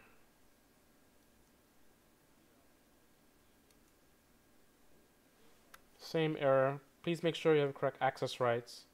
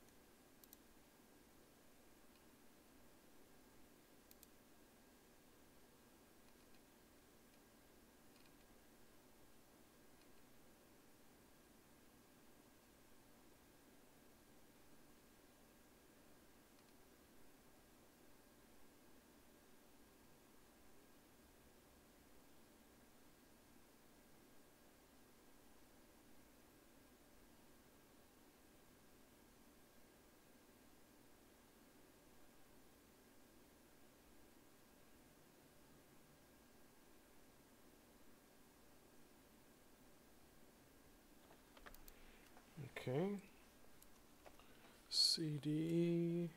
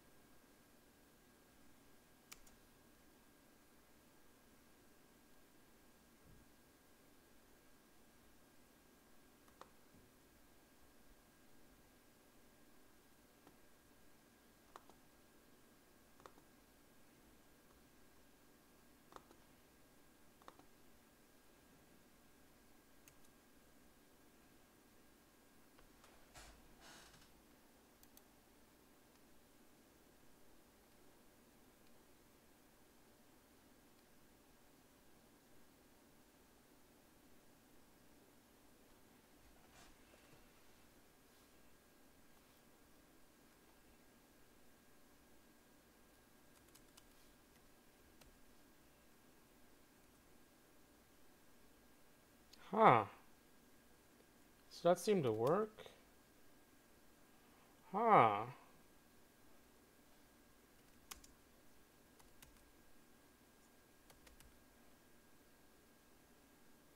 I think we got something going. Let's see if this works.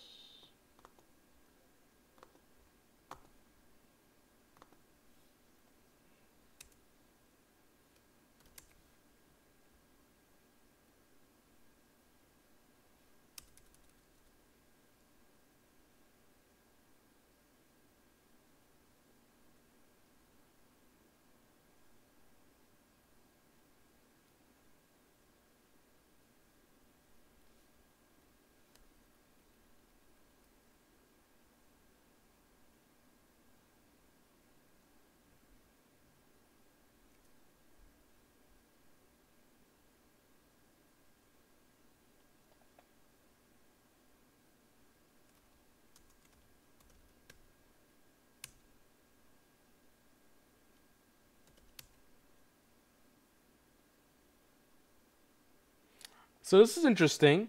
So it looks like I pulled down the fix engine folder, the remote fix engine folder to my machine. Um, but so I got that pulled down, but nothing is going up. So I'm pulling but not pushing. Hmm.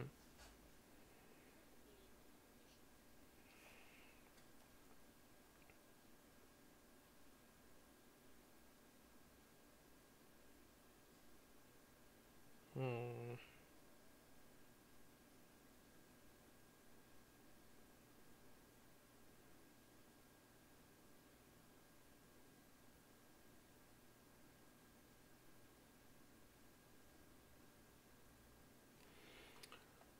What is the problem?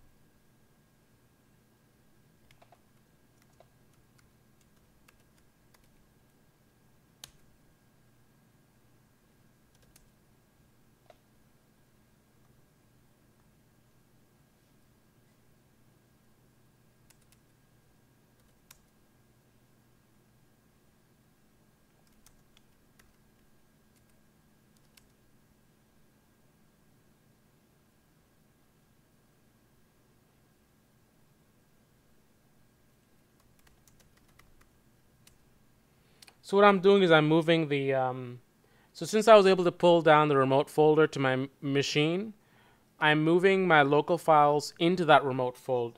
I pulled the remote folder to my local machine, so I'm moving my local files into that local folder where the repo is pointing to. So now I'm going to try to do a push or commit or something. I don't know what I'm doing.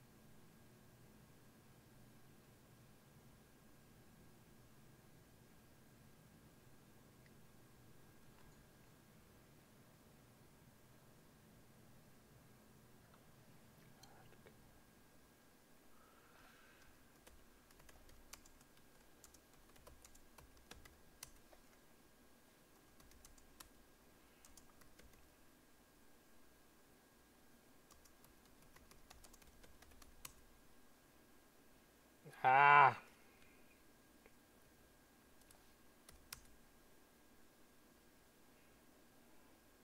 Hmm.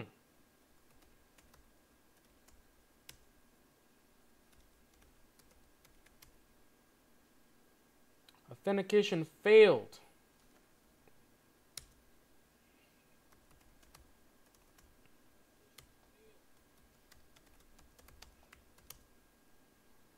Yeah, I think I got it.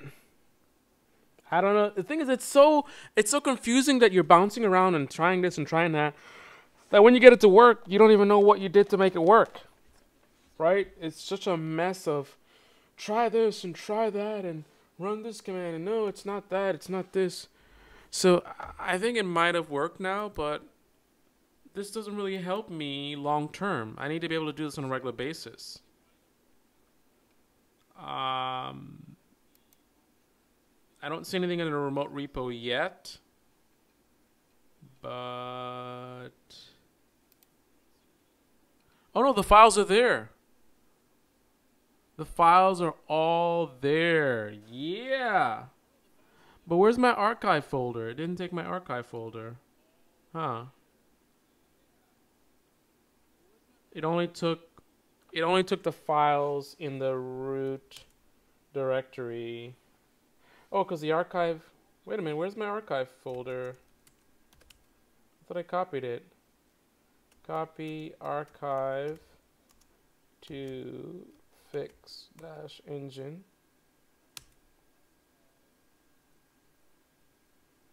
Omitting directory. Hmm.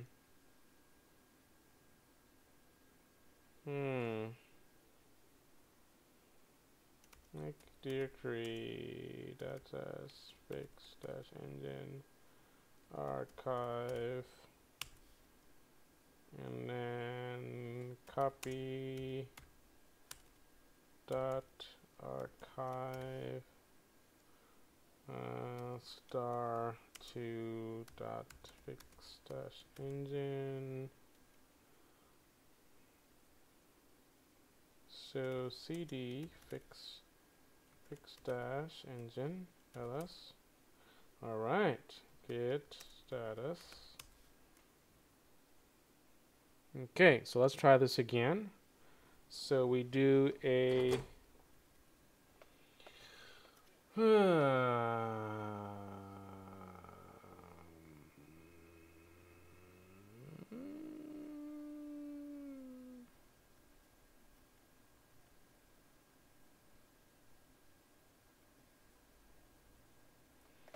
git commit,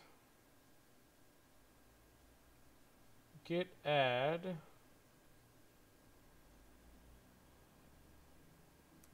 git add star, git commit, git status.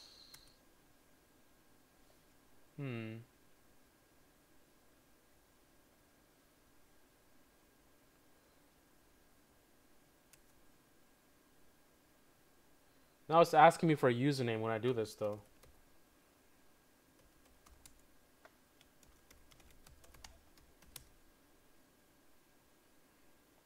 So archive is not getting pushed. I don't think. So for some reason archive is not getting pushed. So it's only pushing this one directory. Oh, there's nothing in archive? Where's my archive?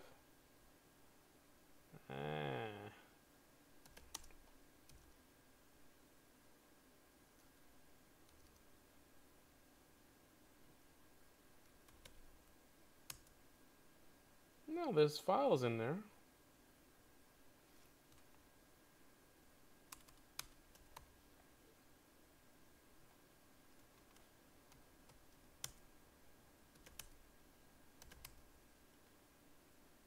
What?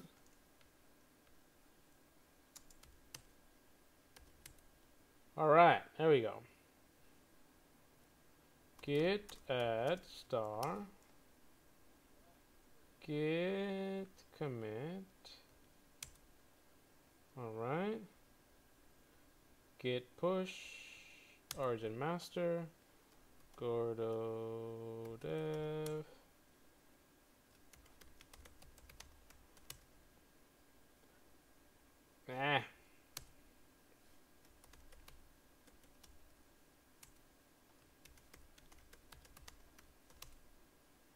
Boom. Pushed it up. Let's have a look. Archive folder is there. Yeah. All right. So let's see.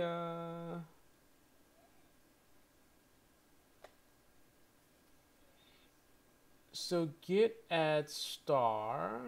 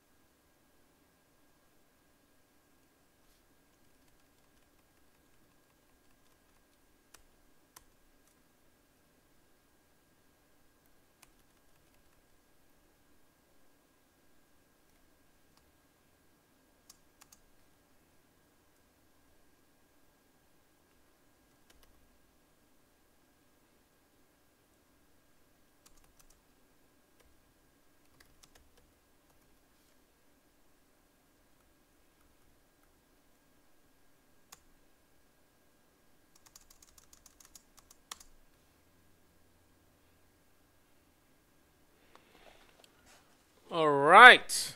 So there we have it. So now, Nick, you should be able to access the scripts. I got a whole bunch of versions in there. So I need to clean this up. I should push the ones that I've been working on in the archive folder and only have the one that's relevant in the in that folder. So no, I got it. It's up. Everything's up there. I just I gotta do some house cleaning. I got too many files in that folder. I should only have the one that's correct. So yeah, but like I said, I don't know why it's working. I don't know what the answer to the problems were, because there were so many things we were doing and this and that, and nothing was seeming to work. And then all of a sudden, that's interesting. On GitHub, it's not showing any commits. I see the files there, but why don't I see any activity? It should show that I've been doing a bunch of commits. So contribution activity, it doesn't show anything. Jump to join. Contribution. I don't know what contribution is. I assume that's where you would see commits, but maybe not. So I go to Fix Engine. Oh, okay, I'm sorry. So when you go to Fix Engine, there's a commit tab, and then it shows 5 minutes ago, 11 minutes ago, and then on July 17th was the last time that I did some stuff here. So yeah. Yes, I'm not sure. I'm not sure what happened, man. I don't know which. I mean, I guess I could go through my history, but there's so many things that I did. I will tell you what. When I do a git the origin master, git push origin master, it's now asking me to log in. Interesting that it's working now, and additionally, that it's asking me to log in. It's asking me for credentials. I'm giving credentials, and it works. does that ring any bells? Do we see any pattern here? Because it was like give me like a permission thing, right? So I think I need to research how to. I mean, this is weird because I've done this before. The last time I got stuck with similar issues, I muscled through, got it to work, and I was able to do my pushes, and everything was working fine.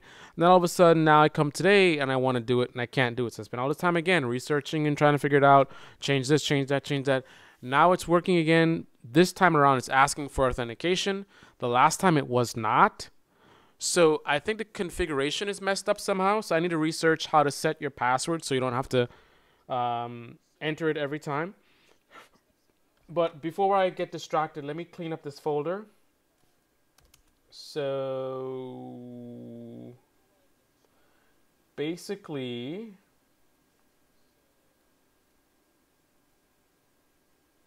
these are not all my files, though. Oh.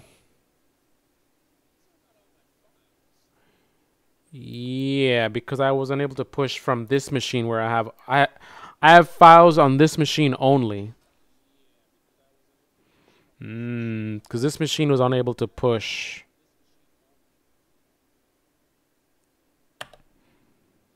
Is that still the case? Oh, that's working. It wasn't working before. Why is it working now? So can I do my git commands now? I don't know what's going on.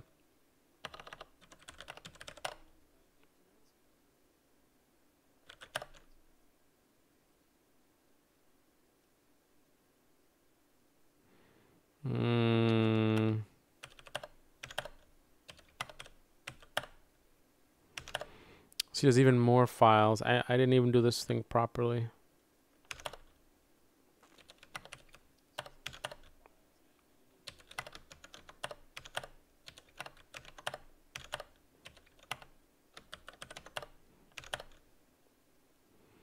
So this is the root directory. So I need to push everything here, there. So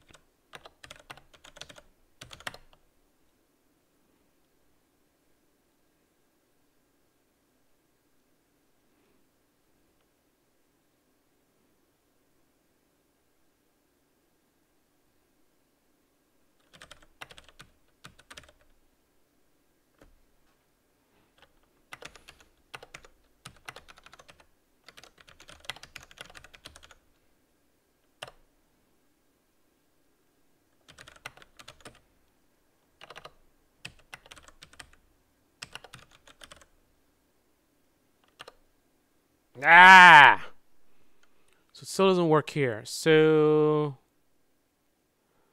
let's look about setting up authentication.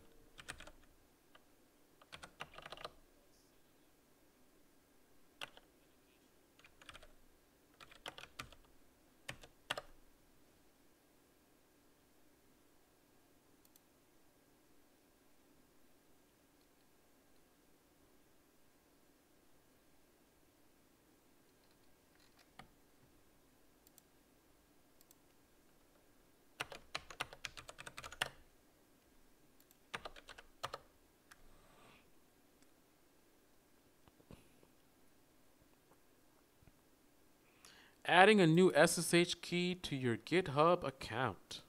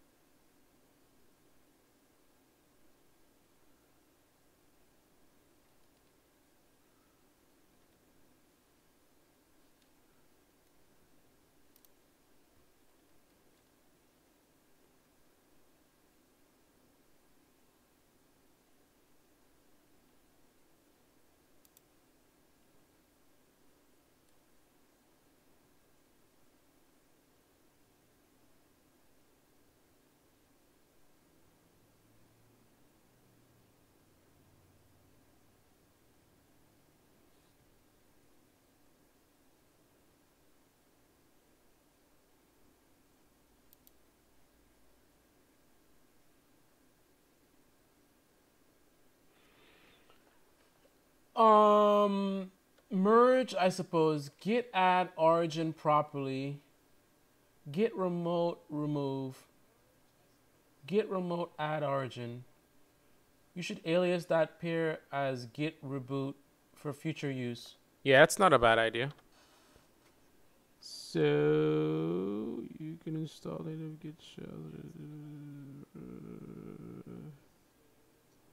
If you're cloning Git repositories using HTTPS, you can use a credential helper to tell Git to remember your GitHub username and password every time it talks to GitHub. If you clone GitHub repositories using SSH, then you authenticate using SSH keys instead of username and password. For help using SSH connection, blah, blah, blah. You can also install native Git shells such as Git for Windows, with Git for Windows running da da da da.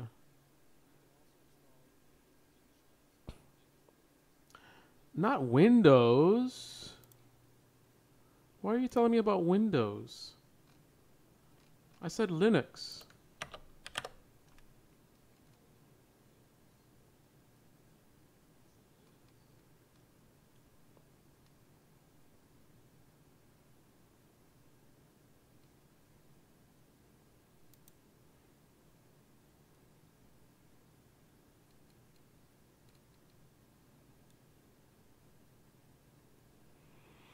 I think I need to set it up to use an SSH key.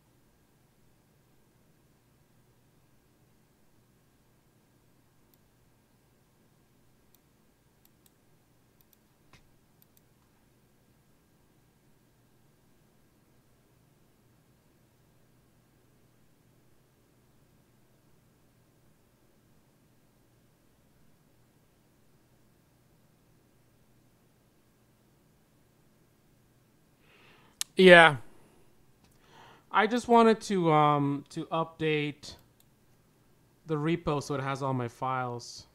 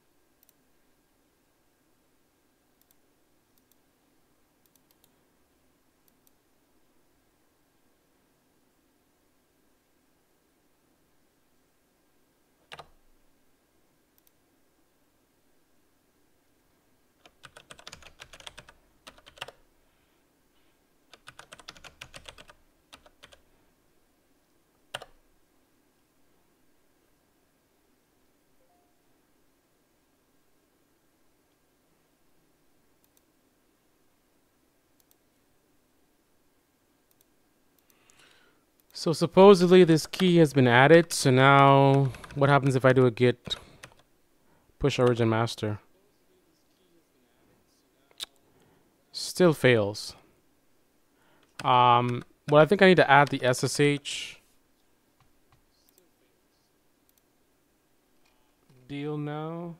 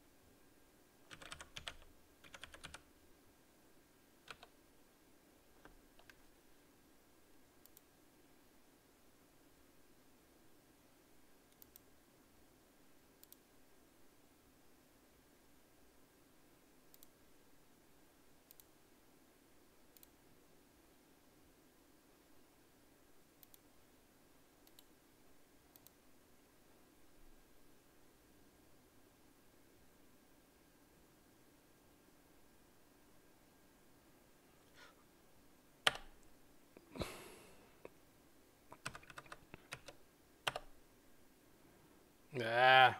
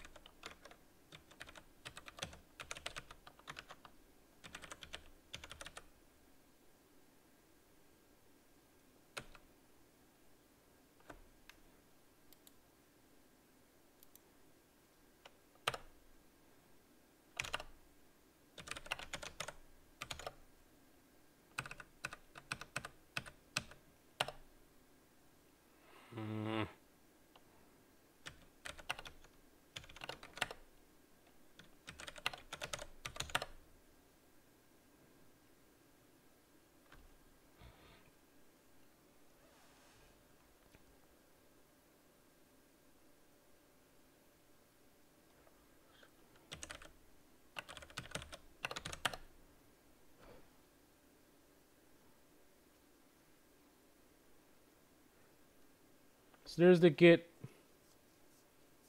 remote -v.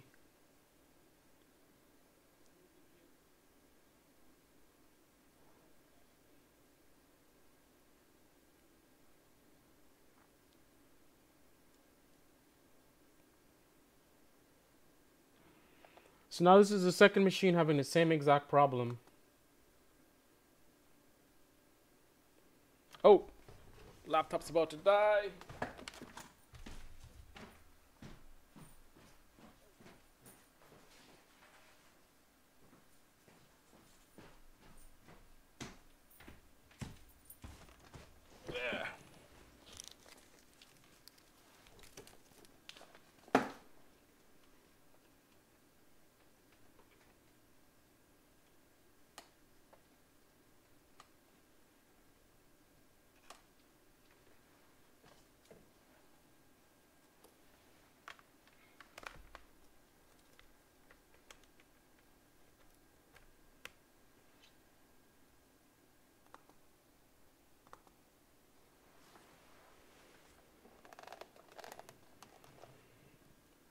So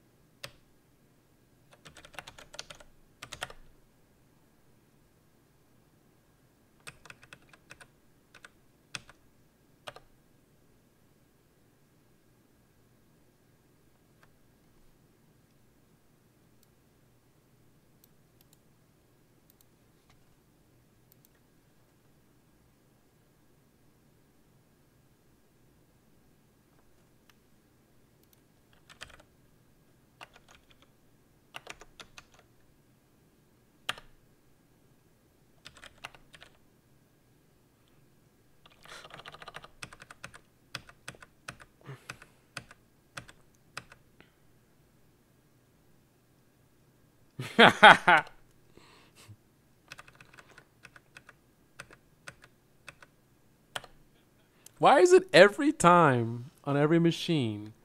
This is a process. Like I just did this.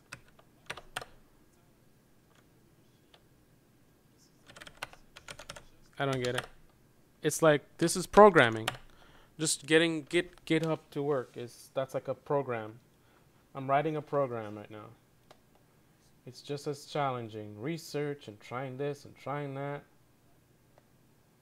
And it's always the same error. It's the same. This machine's Ubuntu local. This machine's a virtual machine. Both doing the same thing.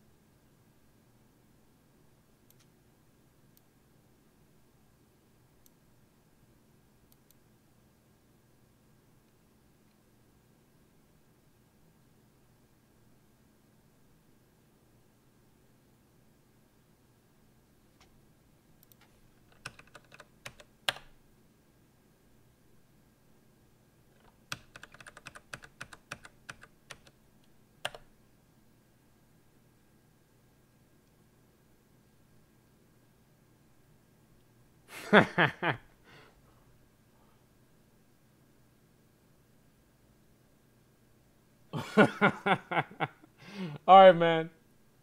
Yeah. Wish me luck, man. Either this will be fixed or I'll be in bed sleeping. Ah. I can't believe in this session I spent more time fighting with GitHub than I did actual coding. The coding was pretty simple. Actually, best of the day. We're really fast, got it done. But this is a mess. Mess.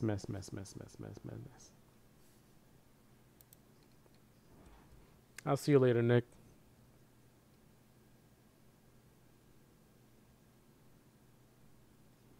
What is the problem?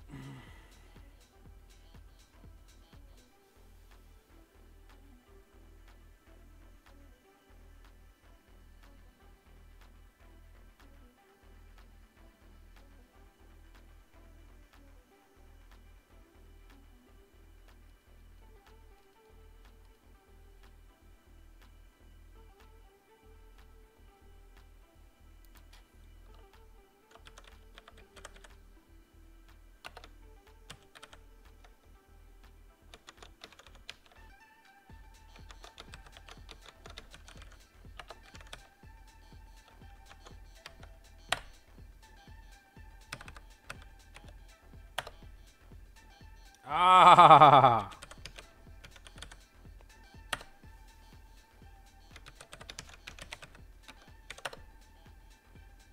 Ah.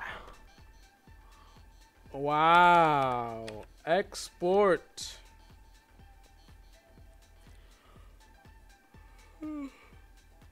Okay, so if we get this error,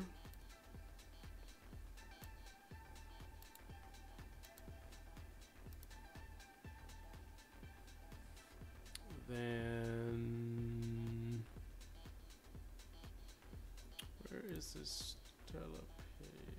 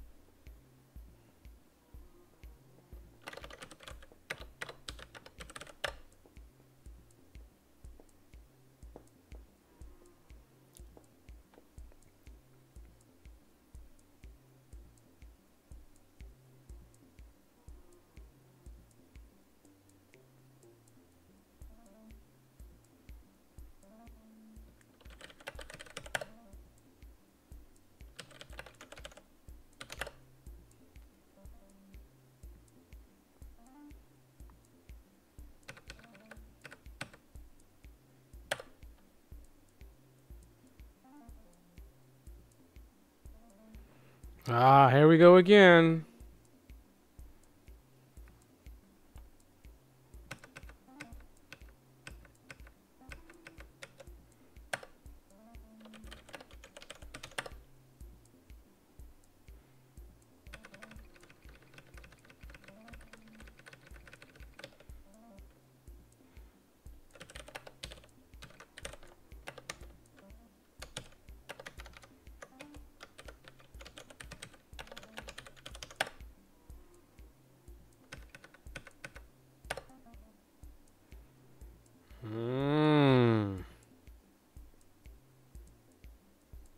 One step forward, one step back.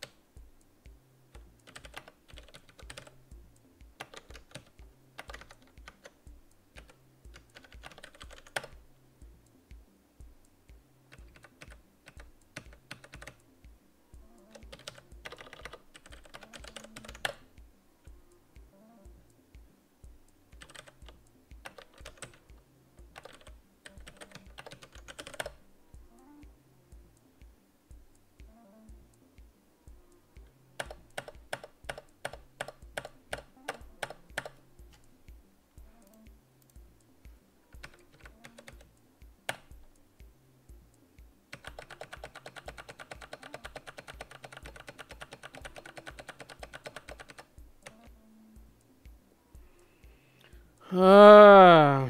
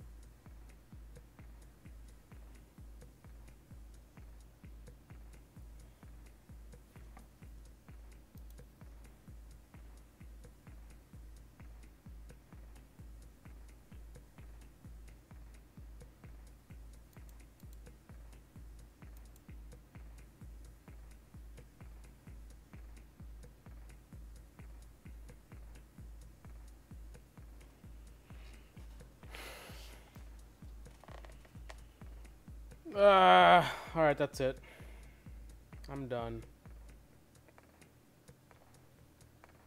Mm.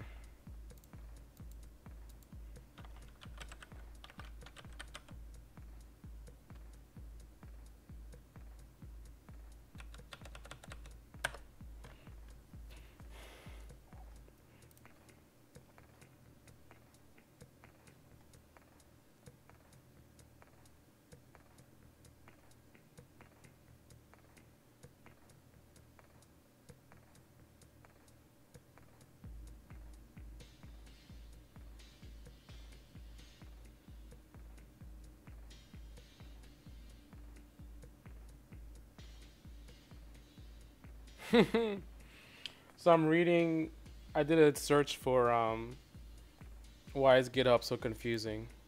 Because it definitely seems like it's at this point it's not me,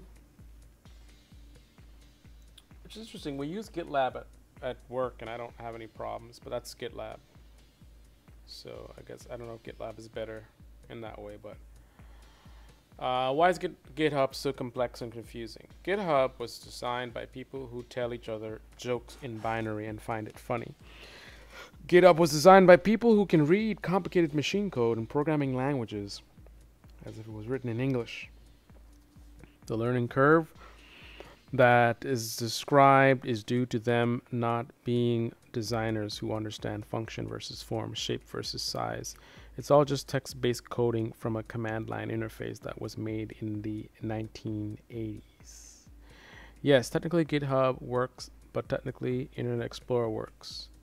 That doesn't mean it's the only internet browser. That's like saying just because Netscape works, so nobody should create Google and make it easy. I found that most people who like CLI and GitHub, outdated text-based code, archaic system would feel like a rite of passage is removed from future users, thereby invalidating the struggle they went through. We need more people who know code, and it won't happen until we make it easier to learn code, easier to document what we wrote, and back up our code to the cloud. Then we replace it with a system where even the Vim, Emacs, Flame War people say, oh, that's much easier. 99% of people don't want to go back to the stone age of dial-up. Everybody loves 150 megabit per second speeds, unlike 56K modems. Wow.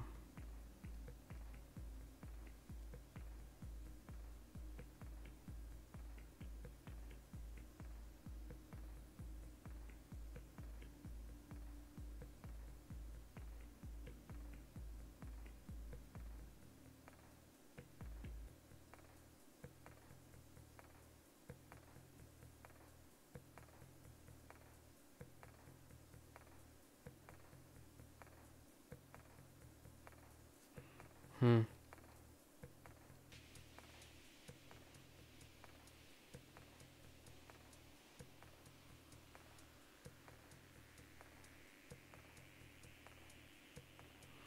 The problem that I have, you just have to learn a few commands, and once you learn the commands, it's easy, right? You'll get comfortable. This guy says he took a course, right? Uh, to me, all of these things apply to understanding the proper workflow in terms of the commands that you're supposed to use. Use this command and that command and this command and what they do. But Git, to me, is more complicated than that. It's not simply a matter of knowing what the commands are, because I think by now I know what the commands are. Because, hey, I have it working on my laptop, right? I'm using the exact same commands on the desktop and it's not working. So the problem is you can't just learn the commands and then that's it. There's troubleshooting, right? Because there's issues that come up. Like I had a certificate issue.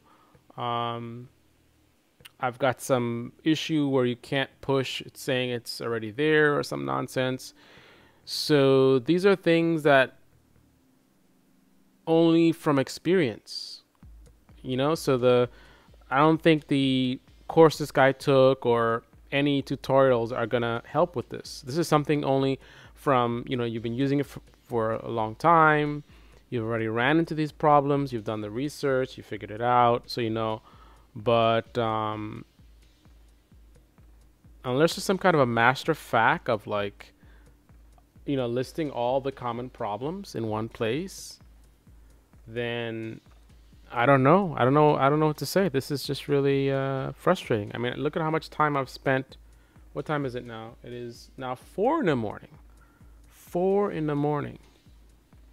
I probably spent, what, today? I don't know. I spent 3 or 4 hours of my day just fighting with GitHub, and I did another hours long session a few weeks ago.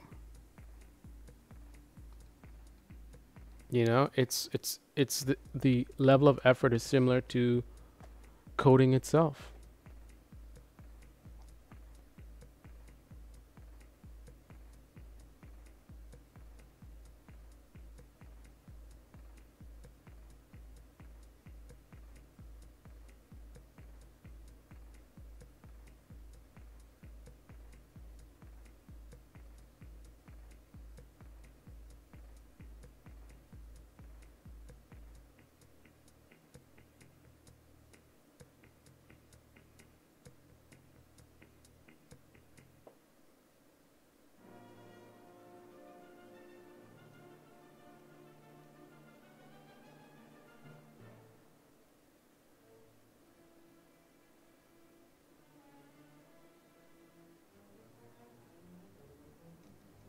Hmm.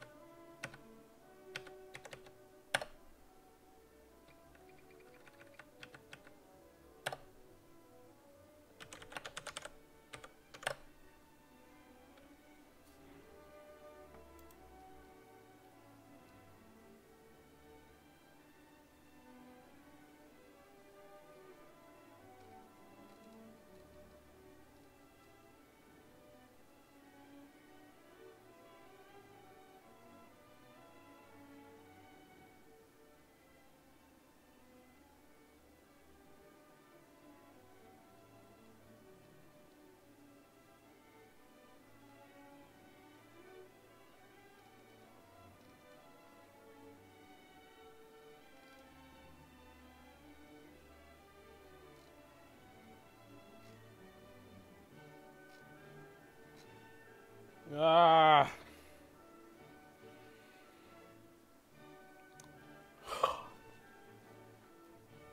I don't want to give up, but it's 4. Is it after 4? It's after 4. Yeah. All right, guys. Until tomorrow. I spent too much time on this today, so I think tomorrow I'm just going to continue coding. I'll stop wasting time messing with this GitHub nonsense. In the meantime, I'm going to move my code around in a different way. I guess I can attach it to the Tolo file or whatever it's called. Or technically speaking, I can copy and paste my code here, right? So that's an option as well. So I could just go ls fix array, right?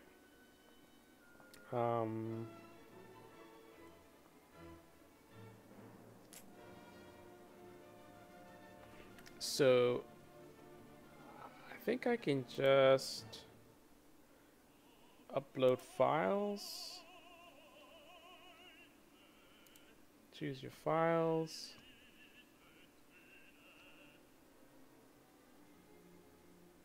And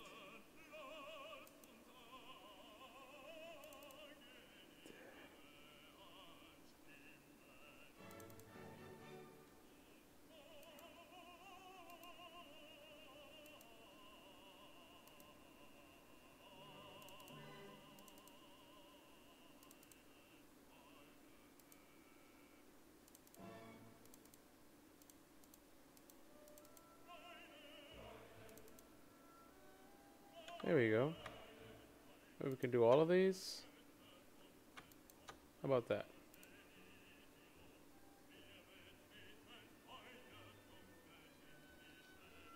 So that didn't work. Try again.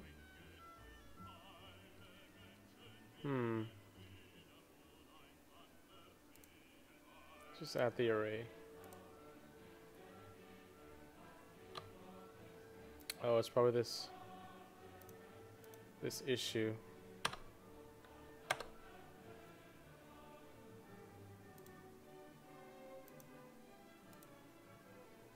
This virtual machine is just so screwed up.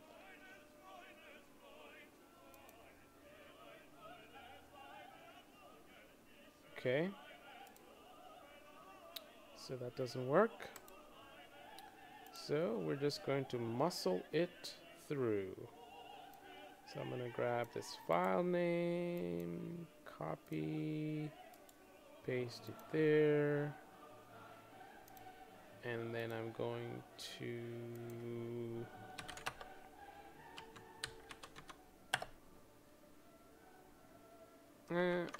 let's do this. Cat fix array. And then we can just grab all this stuff from the array. Right there. Copy. And just throw it in there. All right. And there you have it. Just happened.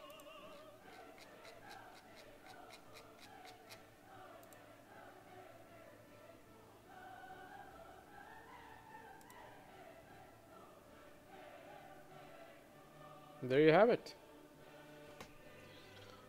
That works. That's something.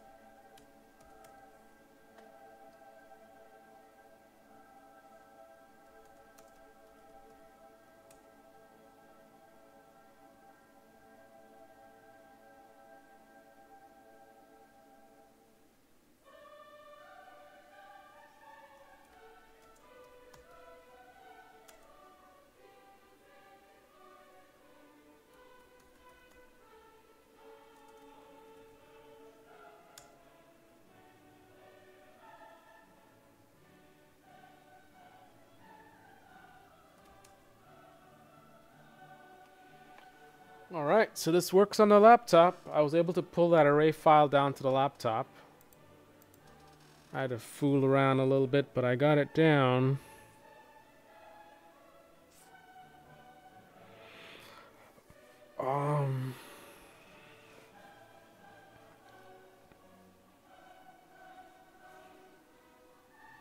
Yeah, so that's it for me, man.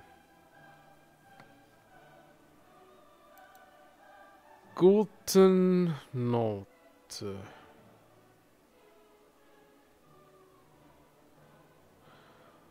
Dobre noche.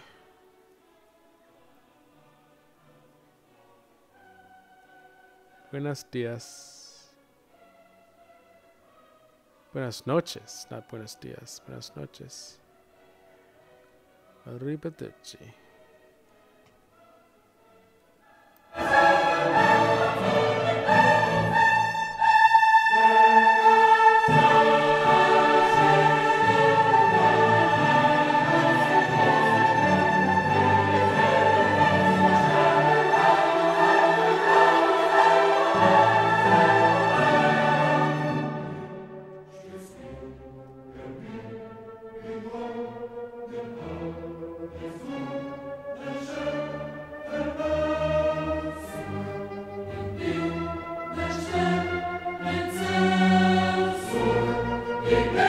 Can't hear a word I'm saying because I have the microphone muted, because I'm tired, my brain is fried, and I'm gonna end this live stream now.